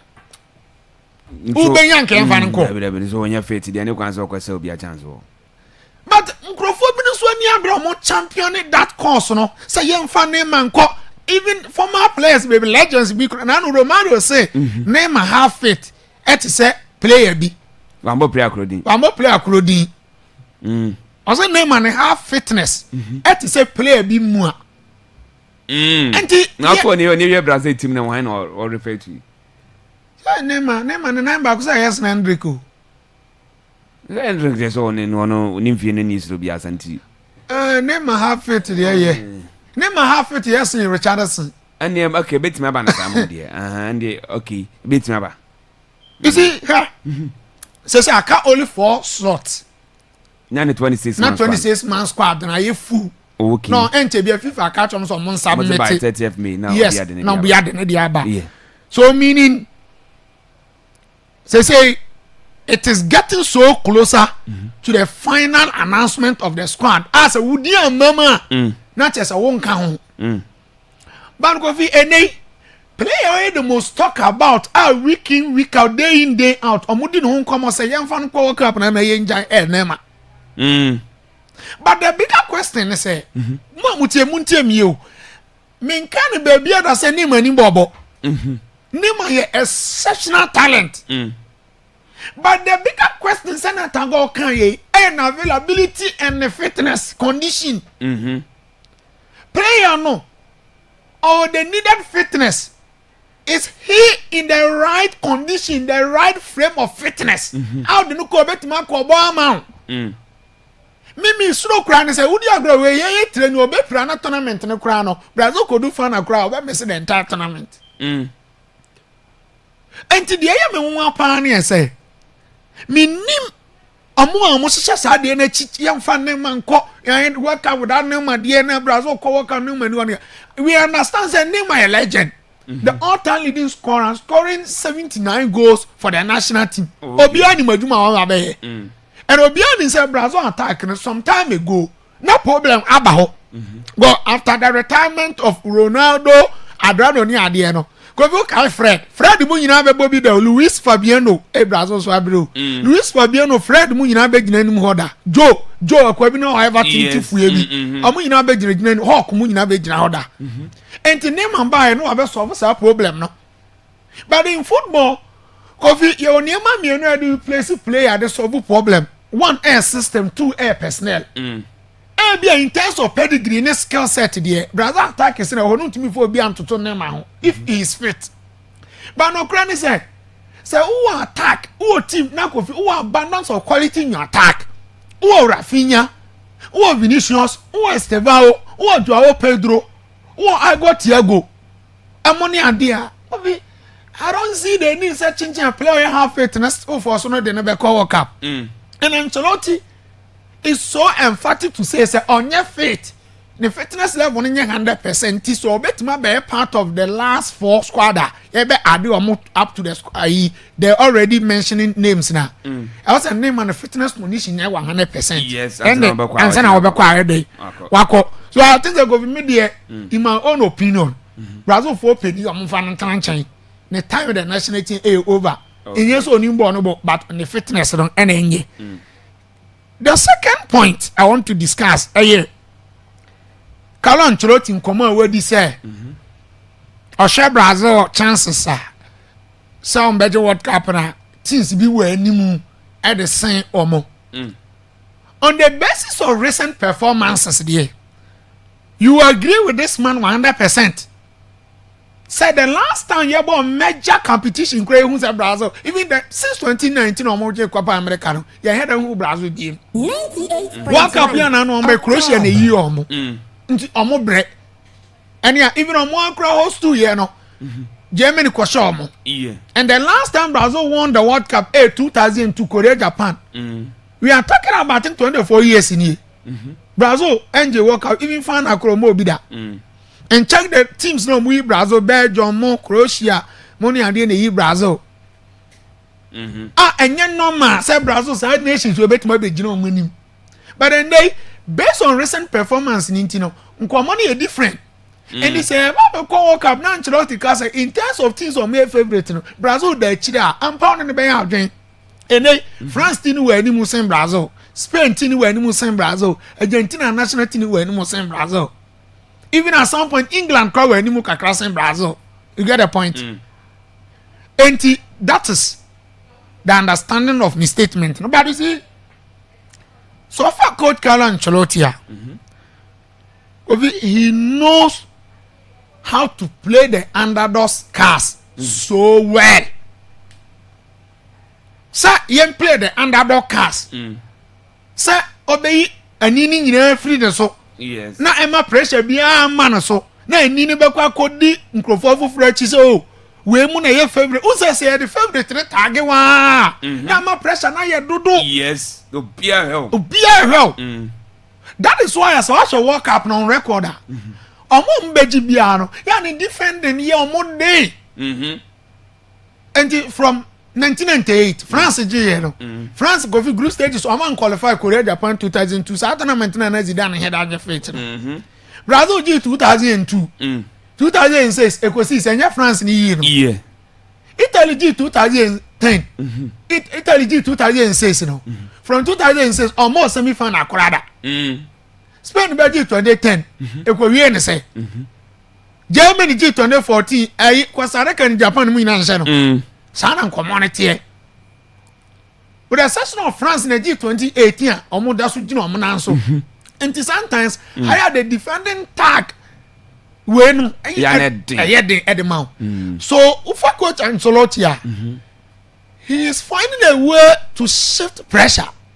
Everything so. Okay. And you see, so we have this Brazil national team now. Because they have everything so man just successful. I will walk up at least no semi-final, no final yes.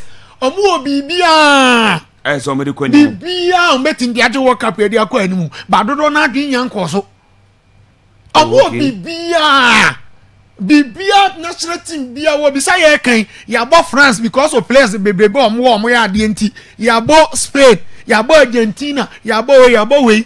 And the drink called Brazil also. But I tell you, the national team back coffee or everything in their armory, every weapon in the armory to do very well in this World Cup. Brazil, about players, let's start from even pedigree. Can Brazil? They have the biggest pedigree in World Cup. Since World Cup by Kofi, omo the only national team omo miss out of that. They be omo Kobe. Okay. And the anon kwani enough and World Cup so omo na ajedodo. And the about pedigree ni ade a untimi ko hu no omo. Okay. Again about quality of players and then can Brazil anymore honey for na wo. Say one best start to cry problem. Vini wo ho. Brand FN Rafinha, yes. Estevao, Joao Pedro Mo, Hendrick Mo.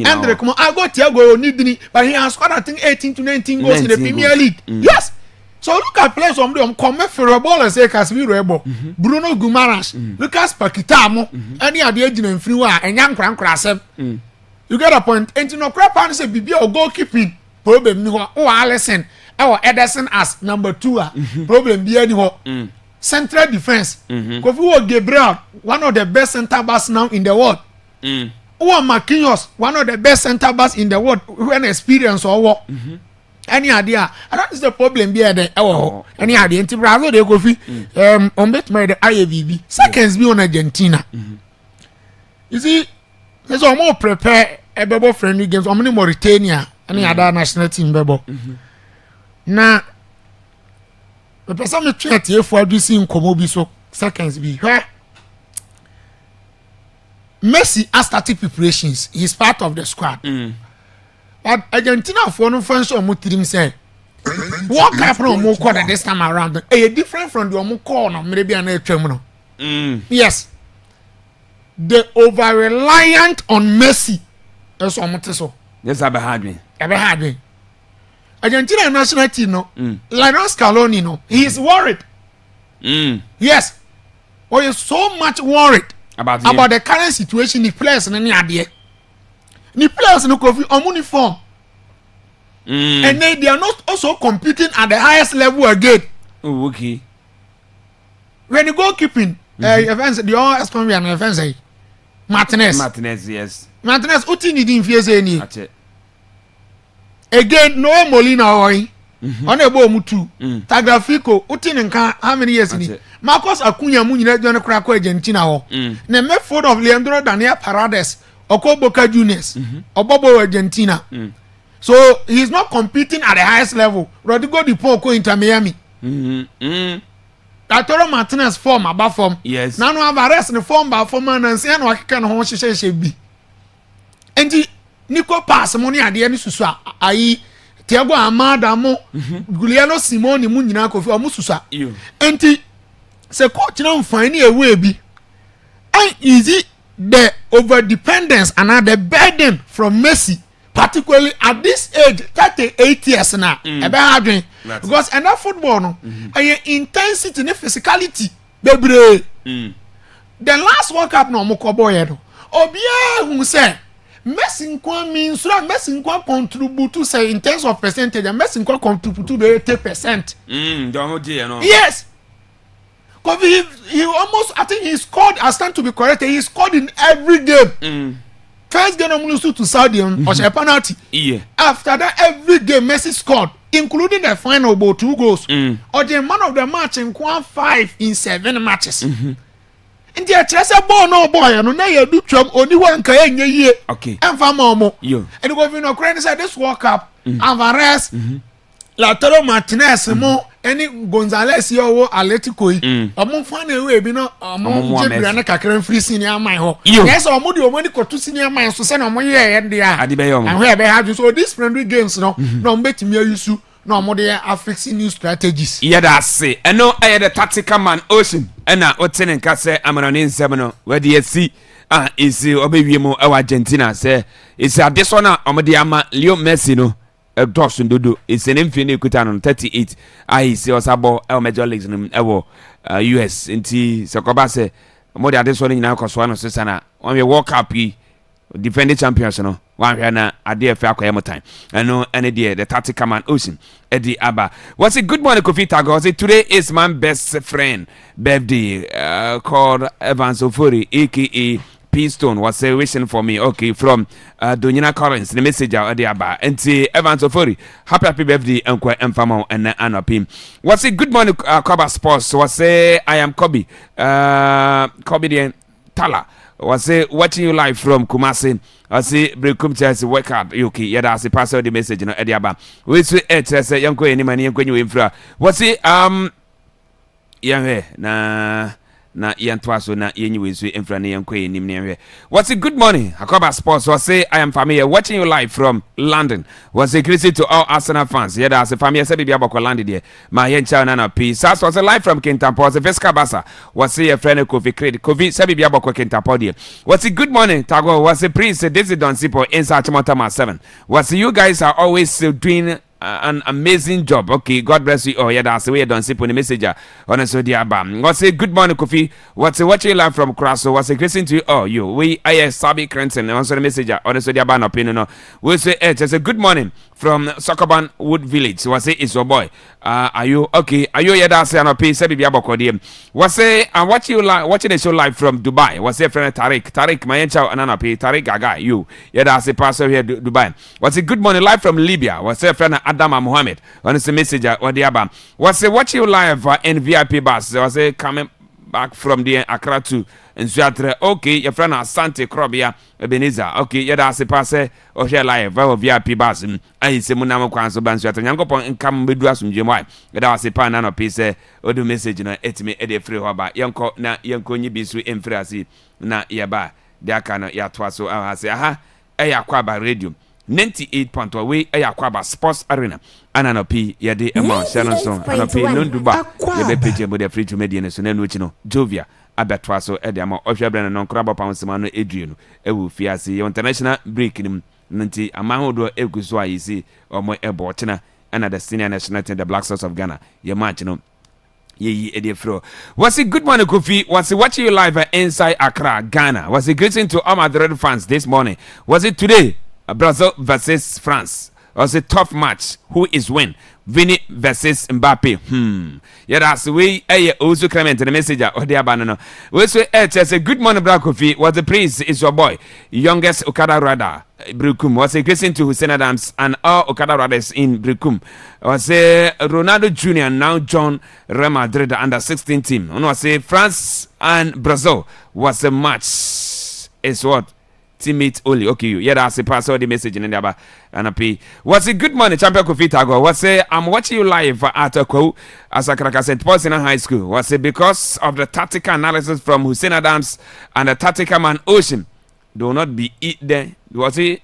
There won't be a day I couldn't watch you live on Facebook. Okay, you keep on saving your dear listeners across the globe. Yeah, that's the way. Say greeting to say Lord and Madam Eunice, senior headmistress. Okay, inside Kwawu Sankraka St. Paul's High School. We are your bonus get humble. The message or the buy and what's a good morning, Black Coffee? What's a watching you live from the Black Babalin Salon? So for today, what's a Black Coffee? What's it, Black? Today is my daughter's birthday. Wish her for me. Okay, you. Yeah, that's we.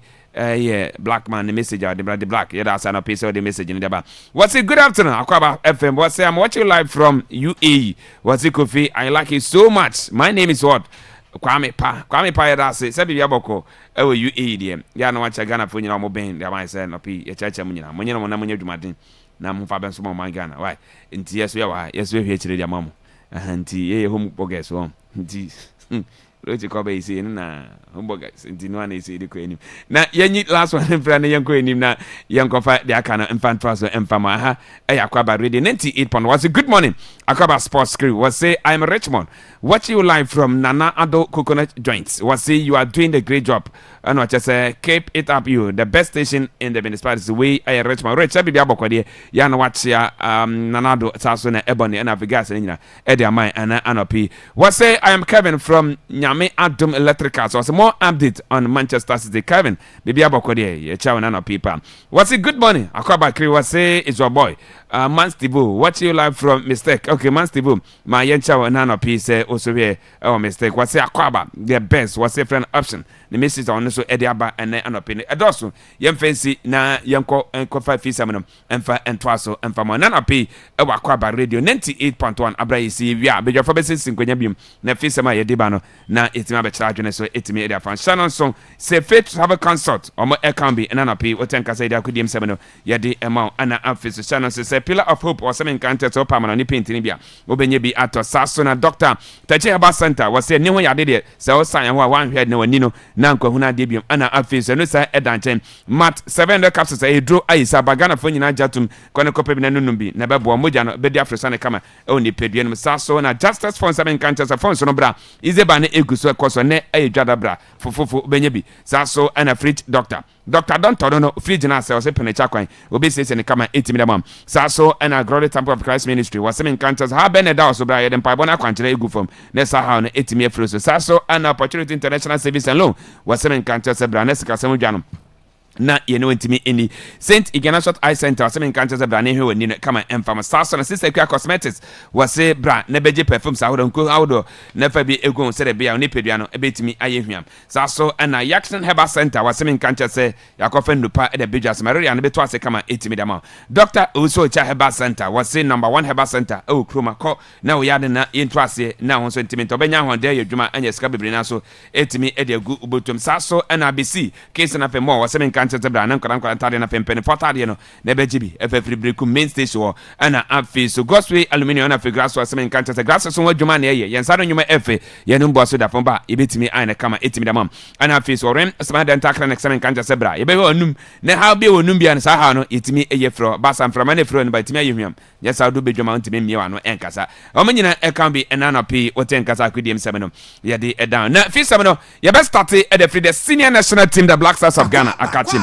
Na Black Stars team no on my eye ye friend Austria so se sia nyame adoma da wachena 5 p.m. ye ne Austria man no ye de pem se no ye World Cup ahombo ye na ye boss match wi Monday anopa no ndu ba ko no ye ne Germany so de be pem so Stuttgart ni nyina ye ahombo ye head of World Cup etodwa Mexico Canada years of e shannon so say ye mrante ne bi o yisi o mapira ayi se call up ibae no enya de si o matimi account bi na no na ebusa Henry Asante twem se Kudus Mohammed Ghana for ni dan so da ban na se Kudus ye ne se woba na World Cup yi se ye koboya ye ahombo yi ono so betima be ginam na Ghana for nyina yenya DJ my team no etimi we pay kama etimi na no na Henry Asante twem edin chire mu se edema dakra esi abrante friend Kudus Mohammed eba they met me can say or you very close to return to the pitch time on man no crime say apa ho but the club no and they take a decision said they don't want to rush him even though the absence are affecting Omuyipa and am no kasi baby Omudakra on the league table and he is one of about 12 players who are injured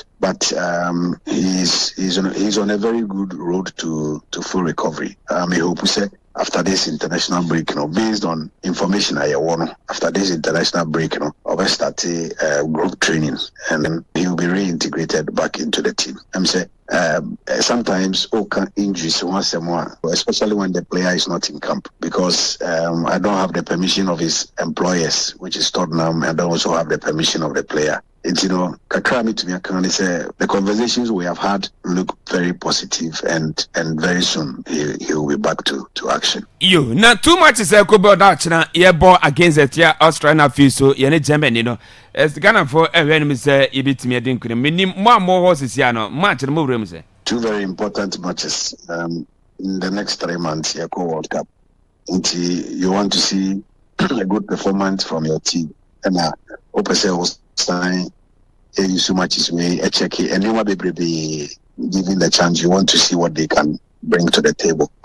That are also they must prove say they have what it takes to be relied upon. And there are a lot. I want to say that in Austria, say they are a very German coach, very good coach. They have some experienced players in their team, including Kevin Danso, Aninchi, Efigana, David Alaba and co. Mitrovic and those kinds of players, very good players, very good team. One of the first teams who qualified from Europe, for the World Cup. They respect Australia a lot, but we also want to make a statement. We want to prove a point. Luckily, players in a very sound condition, which is exciting. Here we are. Now, we are doing Germany for now. You we and then some Mr. Henry Asante Chumono GFA Kasamafo ne koma ode atuja na wadin komo e dia fa kotoko ne house won say baby omo pedigree do sesia no enye patam for na so betima kofa mo say ombe run club ne mfa mo mpa obi na omo fa club ne nhyɛ ne nsa be 3 years ne dia so mo nsa na board na yesi ya form no so na omo satimi asate target bi e dia ma CEO kro say nya bia na say general manager no ba no say next 4 years no o make sure say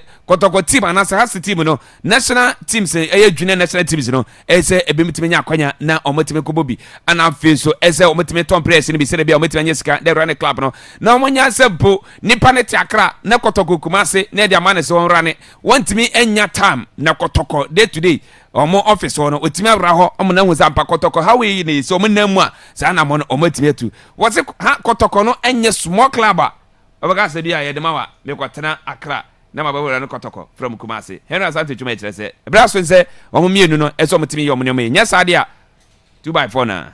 Full-time employment is when you leave everything and dedicate 100% time and commitment to the job. Like Peter Kenyon did for us now. Julian Ejai Akotana Accra 24/7. We have gotten to a point where our clubs must appoint people who will serve them in a full-time capacity. Sante Kotoko, enya team getwa no part-time.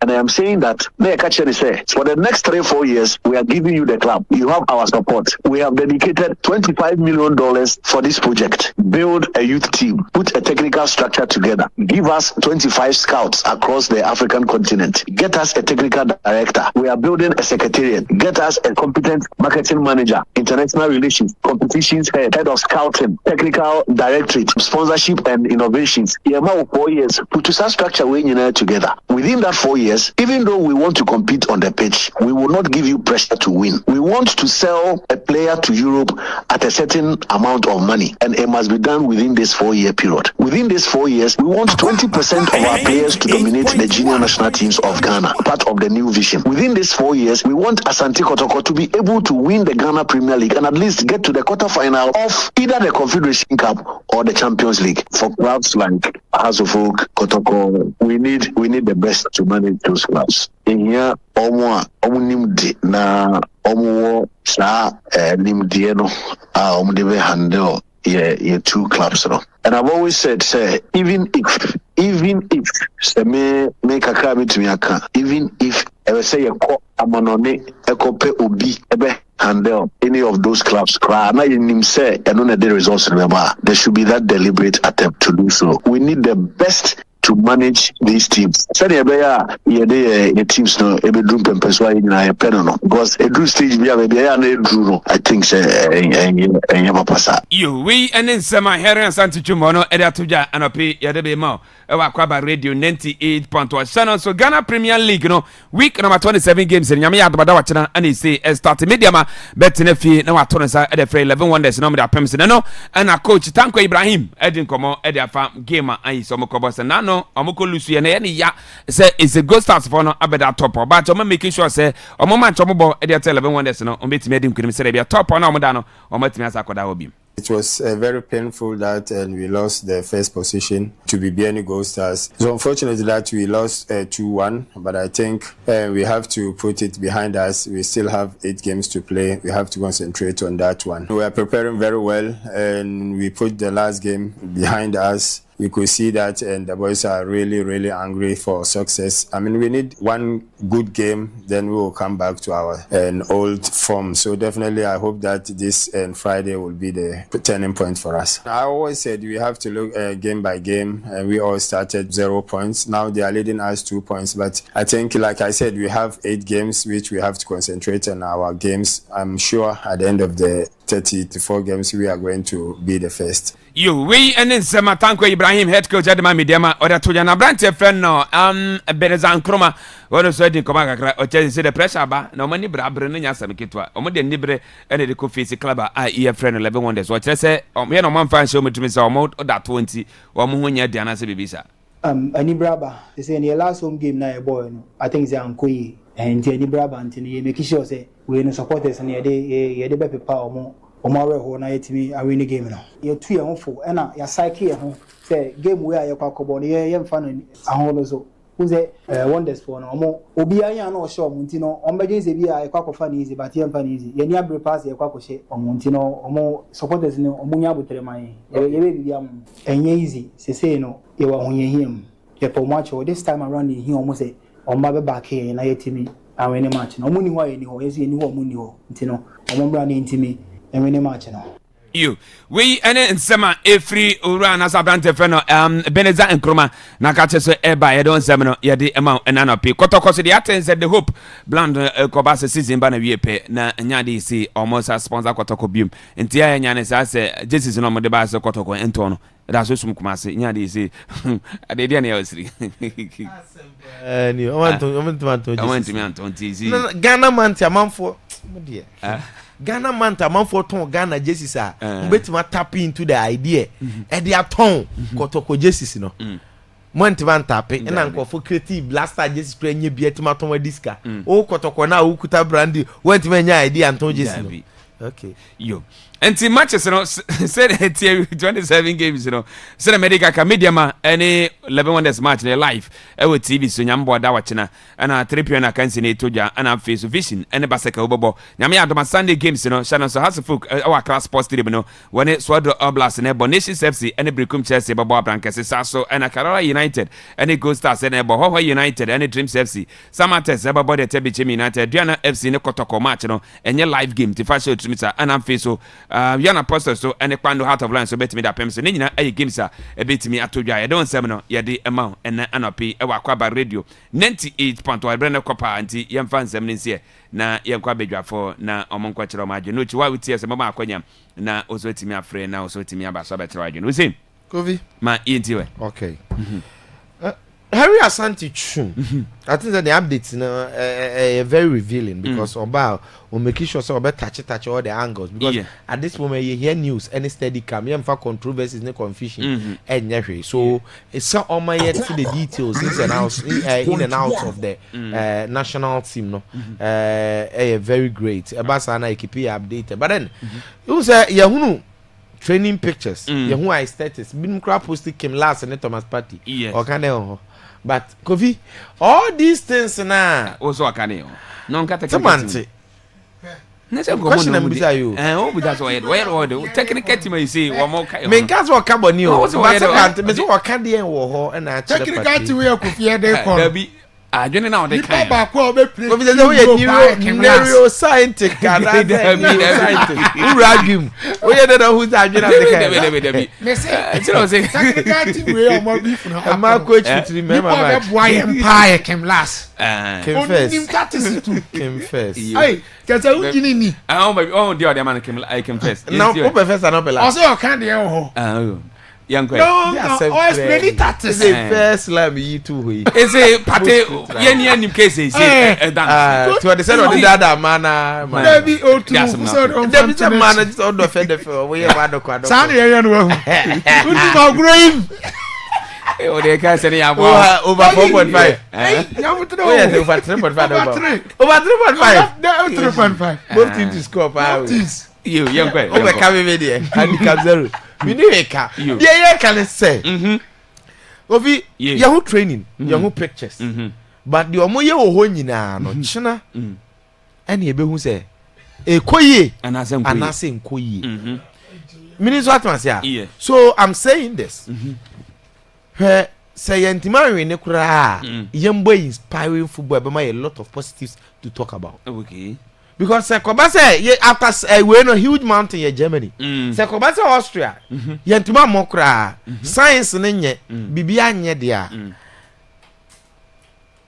na abombo no ma started dem my before the World Cup because World Cup na take it in the wedding nti as a fans na be bad in fact Kofi even Saban crackers or do be ko free ahon Venus ni mu wo o kwa Canada aba New Jersey nti as players na ma performance na team justify okay nti China all other things being equal yen I take it in Austria or a pedigree or world football stage South Africa your continent is so you kuta AFCON 4 World Cup ya ko bebrebe your 5th time ni na ye team ko World Cup ase ko she US Timi call World Cup ase ne Germany no mbo call World Cup ase ko share other big countries Australia normal ase ke ye no ase ko Australia kra hu ye senior man for but bibi na ye bibi what I say and based on that no at least say when kram ba ye nim say preparation we should play inspiring football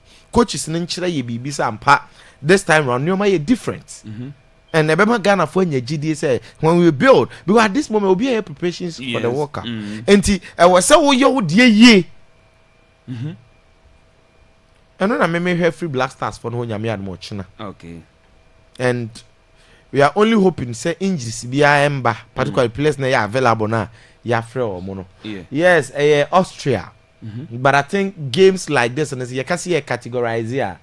See whom majority of new players no Lucas and Nomni ade Austria game nim yes atako num nyina Austria game nim particularly Dutchland sa na say Ransford Yebu Koningsdorf and no Dutch league no omo nyina bobo bi na yehunu bibi and I'm saying this my coach in a fair idea of the new players no said they be Germany game no because Germany game need a huge profile players be show up personalities be page omuti no anyone coach no omo nim friendly game o enti when we are playing the Germany game yen consider no to say game a big game for Ghana you be parody a first team a big game here yes sir good we cannot aside the scholar we cannot miss the opportunity you may place them for proper testing yes what man say you parody a first team because the see who say a grade A game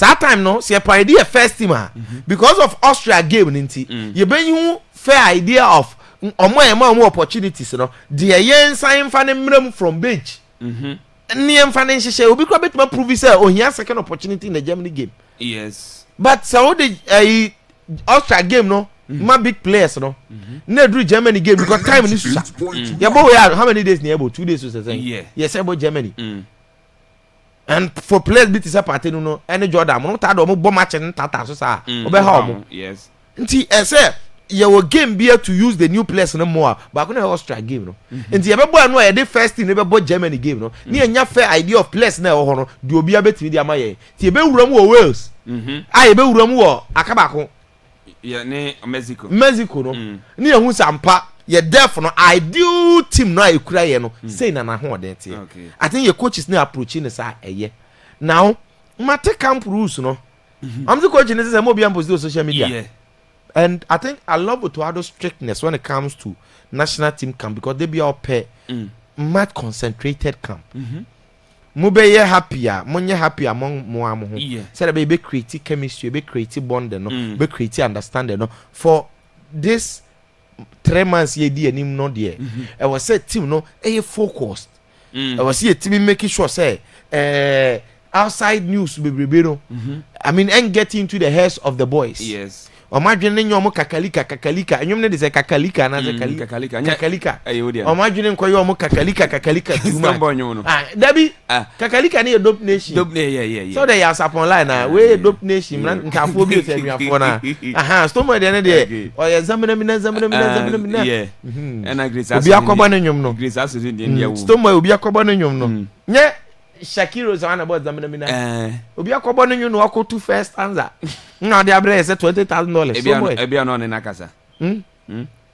Okay. Gesa shi so de. Yeah. National team ni yetwa no. Kofi. Ade ba kwa me pepa ne say ye blasters no. O ya switch me. Ye blasters no. Ye wo nwum ne part bi wo ho e ka akoma. Te me de say oye new song no kra. No wo two sa component. No san dia shim. No sampa a typical DNA of a blaster song. Omo bobi bi nyina ye do ma se se mire bi ye de Jordan you de kwaku flick mu nyina mu ye pa kudus de emu de but the original national team song dey Grace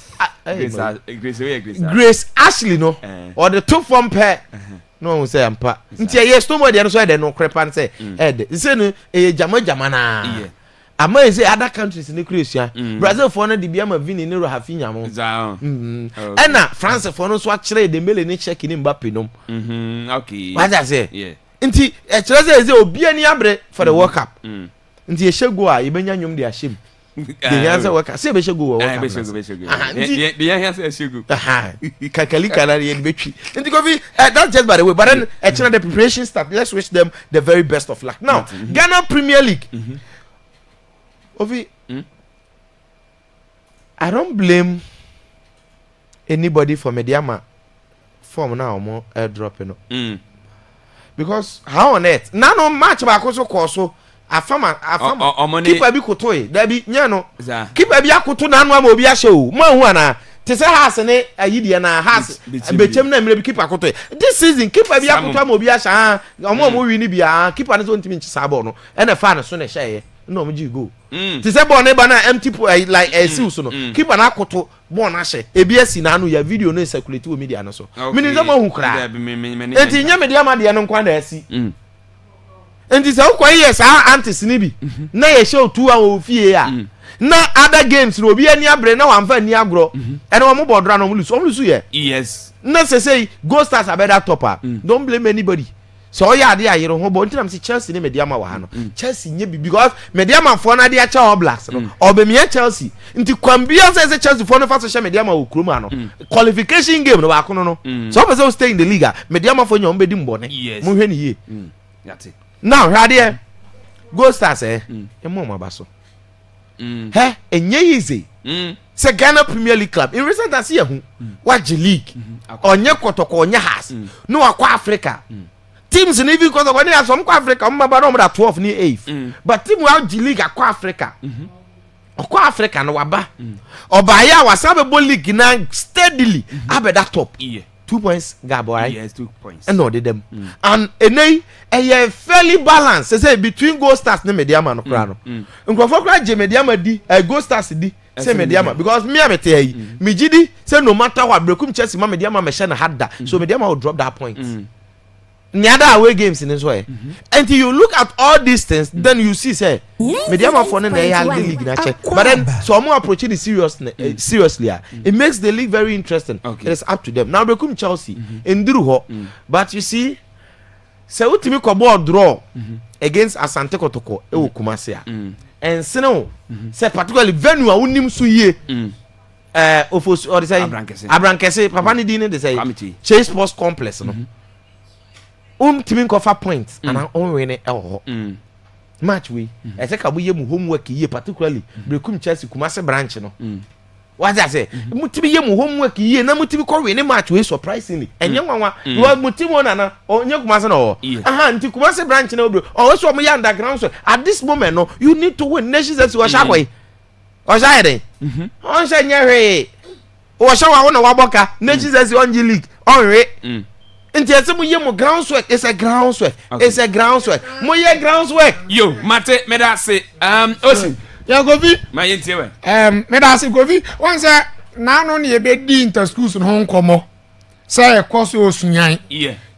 na migusu ade maso toto form gada the necessary information ni nyina and games ni bi ba so nti minim say yemfa 20 efo ni so china no na yenya the update ni bibia and my best boy best in the jeans man no so boy ni ade afan ti ye pe proper update ni results ni nyina no na ye de ama ti efo no mo so hu de koso na see Black Stars preparations ni gusu ekoso na so far ore ni ma ekoso no de no kura nie se covid take it home to COVID so we had the positive vibe be careful to COVID but we are so one of you see COVID no kura say camp bibi ekoso na a lot of positives very good atmosphere serene environment unity among the guys positive conversations where team wa come be anyone here there coffee bibi a chere pefe say na beto aso de aye kwa be ya de yes because why in terms of preparation because ntokwa na aye kono wo na aye kono unity first unity off and on the pitch and you want to come here go so Russia the entire mashada actress as we ye pie no Ghana failure what tournament as bebre disunity nkabo muni ho fashion upon fashion when nenam asumasi wa fanana banie nti onu so hu no nenam eda you nso achiba ni we nti onso ni we na gina ho ne ade nti ebasa emoi yakwa 2014 the same thing Muntari Ancient Steven Adams omo gina different Asamoah hwan omo so gina side nti there is no way na be boy yakwa Egypt AFCON ntokwa ko si ho se be kan sempa si 20 Egypt na 20 say. Egypt in Cameroon 20 ana. 20 yeah. Bisa 2021 ho. Yeah. Me say ntokwa kwesi Egypt on to mu ina ko bi no. Ntokwa kwesi ho na no de ne. Tinokra pa no say unity eba boys in ntamu a. Very positive thing I was encourage. Okay. Na be boy be reflect ama boys na dey. Ayiro mo. Enti without wasting my time in so channel dey be di match na onkobo. Enti preparations no. Ana akofi ebe ma yehu. Preparations o mu ye enra ma nyame admo chena match no and be kire say sa no mu ye good preparation, they are on course. They are good, they are doing something right ahead of World Cup no. Akofi Benjamin Sare so Akwaba the go pa o. Ba hu the videos because na ho. Akwa no go serious why serious too benyo akwa no o broni ana there be ni kofi any says reflexes broni go na saves there some na okay that be say goalkeeping there abrofo adwuma na say na kofi goalkeeping na no one abet na say Cameroon for provide top goalkeepers Africa apart from Cameroon now because I mu provided Africa you like goalkeepers you na ya way from Robert Mensah time the can create league matches five major leagues full of goalkeepers am that go put one Bruno Fita Arsenal for ni Raya one na Raya no Bruno Fita manu ye ni akoi Belgium ni one Bruno Fita now we am kala Africa dey go no kren say you like goalkeepers na say na de ne sesa na nso koda mo Cameroon dey your tradition from Thomas Nkono mo Thomas Nkono Jacques Songo Carlos Kameni among the nyamia chiro mo goalkeepers Ghana here dey no e be to man ya tia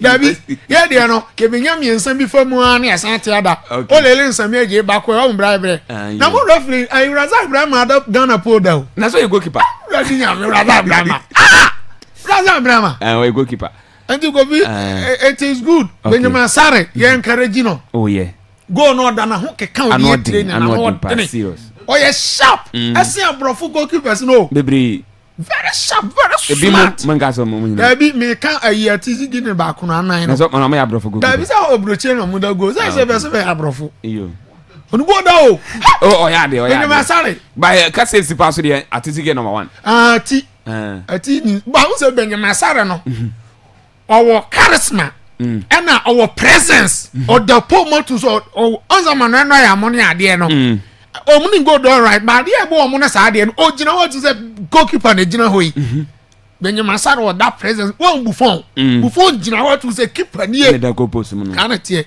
to go feel it is good yeah okay say preparations no e be reflecting am yard more channel game na e be course na Henry Asante twum nkomo na wadi no a background game jaka sisi because ya kan kotokwane has ena kotokwane has ayi omo pedigree no ene niam na omo ye no emfata emache ene ade kotokwane has enye ball no omo ye o omo ye de enye ball no omo ye ni je na omo ye aja omo ni nkan aja omo di agro kakra hihye so aja zamu mo enye ball no omo ye because Kofi say who compare Kotokwane has to their peers on the continent. Sani obi kind of is obi gina no obi gina story o. Too much. Because as you speak Kotokwane has intimate to play at $500,000.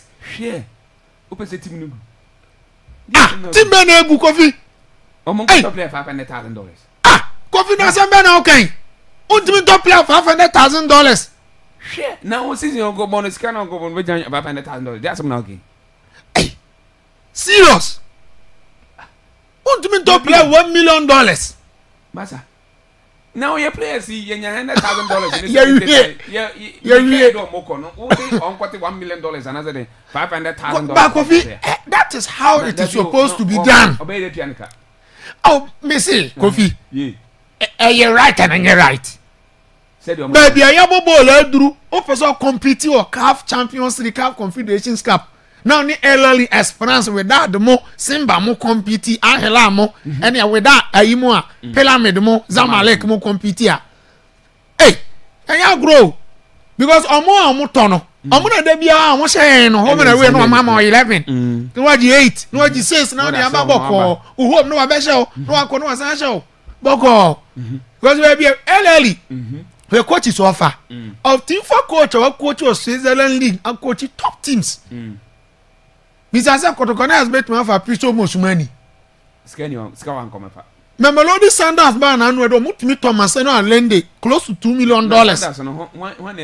Cap president team. No, Sanders no sorry anu onye sika o. Oh yeah, niama be right. And onye sika ye kan kotoko. Onye tie bi no. Because of your incompetence in things say one man sponsorship do no you are pulling it down. Up news are the better to say actually say yes you continue to aso dey enti niam na disika be ma no onye niam yi esampa momoko obeda nya sika abese woboko no ma invest what do you say a team like Kotoko na mo technical director here another team national team head coach a team like Kotoko ma running over 2 years more than nipa 9 it is sad. It is so sad. Marty. It is so sad. Me Kotoko has in there. Sad didn't know samna ni na mo de bo mo no. Me tia na makoma. Me ya. And the chromitin na wetin mo. Ukuma pem beba. The Porcupine Warriors. Is almost ukuma pem afaba pesi. Na ukuma pem na nye je na ni makona otutu egu so de ayi. Rainbow colors. Never say die. Ya can die. Ya can die man kase nyina probubu. The rainbow colors. Samnani African samnani huru. Amfa nyanyuma samnani. Kofi mani so aje. Oni aje pa. Injury update on Kudus. Oh yes. Yes, he's so closer to return. So close. So you can say so close and then meaning Enchebia Kudus is back. Yeah. Remember, can't tell me say Samanyona Munina Muhunu Maradona no. Munya mutro. Oh, yeah, butra man. All of a sudden, I say the one test man who saying Kanoha. So who's Samanyo Crane and the now here team is here, one team faces here. Miss Munya mutra. Say one team faces here. I don't know. And to kind of some years of Akwaaba. Yo, Miss Munya mutra mano. Kudus mo ni ade patemo. Say see anu mo you am agina nchan no. Team no come be. Na say see am first no Kudus. Fans ya. O kwatata de nye de efe na to. Fans am dia ma Kudus. Area kra bi no say fa captain ma Kudus. Why? Oh, I don't na te Kudus so aba captain pe ni e see aja fini ne sema. O ko Kudus o na ko party o. E say Kudus fi akwatena nchan. Samuel Maradona. Yo, 0242020208 0242020208 and 0207573003. Good morning. Good morning. Bacha, would you never be free? Start looking at the something. Bacha, ain't you? I saw so I can see. Which is like some courage one for me, Santo. Look now, you're born on a waffle. So you need to tomato. Now, to go, I need to have one yet. Two for Nick and Uncle Waffle. The girls and the two in the Kiniato. You say, Piano. So the total leak in the Cabin DR. 3 years and a baby. Okay. You go to Kiniato. No more leaking in and 2 over. Oh, okay. Yeah, that's it. My mention Nana John Twa, Henny. Ewo kutu number 2 nana to prance nana my yencha no pe one onyame adom electric as nya ne tese mo bia to mo 80 na pe. Good morning. Morning Kago. Ado fi nti we. Yo Kago be mu abaso. Kago o so black house ahubabo ayeye na tete se Ghana ya this serious ya person work up no ko intention work up na me say o man so girls technical team ni play body ni am beto o man konko Ghana ni and I have to go to consider me from doing a match na my ya post up ni that yes that's pa adolfo no. Good morning. Good morning Brakofi. Yes sir. Brakofi are Akwaaba sports magini mo so dancing sports bia yeah that's mba chweni na me come on na fa mo ye yeah that's it. Yo, yeah, that's it. And the overball ocean bass, and uti, Nitiaka cracker. Zongo Yentina, eh, and starting to Bassi. Zongo, you know, when you know, you my part, yeah, yeah, that's it. Black players and they no clear me any. They use No me more kotoko for Akwaaba so me da ase. Bye bye. You 0242020208 0242020208 0207573003 usubit my friend na usutimi abaso mama nchia aseda ben fabric ono mama G wane bra amu ewo Sharon Radio osito Augustine over curtain te chiro pe honi sembo ofa mo one mama G ye nchama no paper say mo bia tum ayisi mwetie. Good morning. Good morning. Yes sir, we never be free. Boy, I'm here. Money you do it. I'm going to that. Who's there? Better come now, summer. And yet, to be a doctor's more among you. But so on Joe Mooney, so what else? On your mood, and it is on Yadiana. Tell them you're coming now. We are the boy, Joe Mooney. You didn't know when you money. And yeah, over there. Yes, there are to be a very good India woman. Pray bet me for chile se bia o mba se dia man na se be posme nyansa na we mebo se wa ta se en just when you money enti man no why what some na go so what aka bo why it has money ma it has wa sere es bonte o ga to bi bia boko de o nya me adon boko you my dear Joshua love it say Emilia ho ye o fa du fi no na waka na fa du fi no ho ye pa you and my inti on up here. Ko fi me enchi amane mo aba so bre achina na ko fi be ho yetin no na china timi akasa ho aboko kia china onko fi mi ere adwano betima ye ano ntime ye and china ni ni Benjamin Asare abasbode no ho anso ko fi wake up le ko no empese kimbia nti e besere nke on TV na e bia no o mo fa no tumai aneka ye da sipa so bontin ye da si Joshua no. Good morning. No, go see. Ye when you that you got to think again. You yinti we I go in back to Yambwa, the Kunta, some Bogum Sandara. Ye kwa we any nation self wa brankasi. Okay. You so all the best. okay, yeah that's it. Hello, good morning. Hello. Hello. Yes sir, we didn't never be free. Back of a party. Over na be aboko there. Na me ton ana wo ko Libya na ziana. Na me be fa oba no ko Libya be yode. Mba ne usha. Say we wenyi ni obi a wenyi na ese we mesi wenyi. O siro na say online bi bia ti asim. Oba.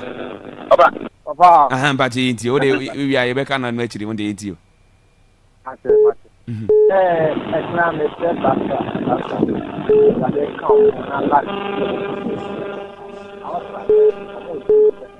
Okay. You ya to offer. E da se pa. Over line em boy. Hello. Hello. Yes, Mr. Kuna dunia na. Dagano. Bachi nti o te bibia boko de. Tago ga na muzia boko na nso. Nyame adom boko bachi nti o. Ba de na afi. Ako nso ye ko nke se na ko to ne ha se hansen no. So wala gina me ka se na ko to ne ha se no. Na yo se bi mo mu bi. Na se ko mo fo na mo de sim na business. Wa na no fa se ka ti se mo ho. Nti se tu mo nti mo na se 2 or 3 years a. Ka de na ka pa nti ni me ga e ko to ko. We are ka fi omo se oko. People go in league you. When you na se na na omo so ko. Afi na sa ko fa foforo. So let's another boy team na mana to ko ni mo. Okay. No no don't tell us that we are blessed a bit na qualify but qualify. Yeah, qualify with a friendly match in here. For friendly match na me. Oh, okay, Mate. So bit match. You. Na squad we am by. Oh, squad in the Abama here that 2 years that is your more camp. You yeah that's it ba. That's it. And yenti me fa frefo bia bia mfensin na nyi baby se wana no achi no na yempege mu na yanko na anochi Jovia embetwa so emfa ema. We from Yenia Donzira eduma kasaba rabango sa we Yenia Sharon Radio. Was in ye boy Lawrencia birthday. Lawrencia o katu ene wa woda Donzira say yemfa fidie so na yam so happy birthday. Was yankopon enkan na na kwa wode no. De da ba koma so yankopon timi ne kama emfa mo. Nti ye boy Lawrencia I say o katu from Donzira was it Jui na baby your birthday na fedi. Happy birthday to you. Happy birthday to you.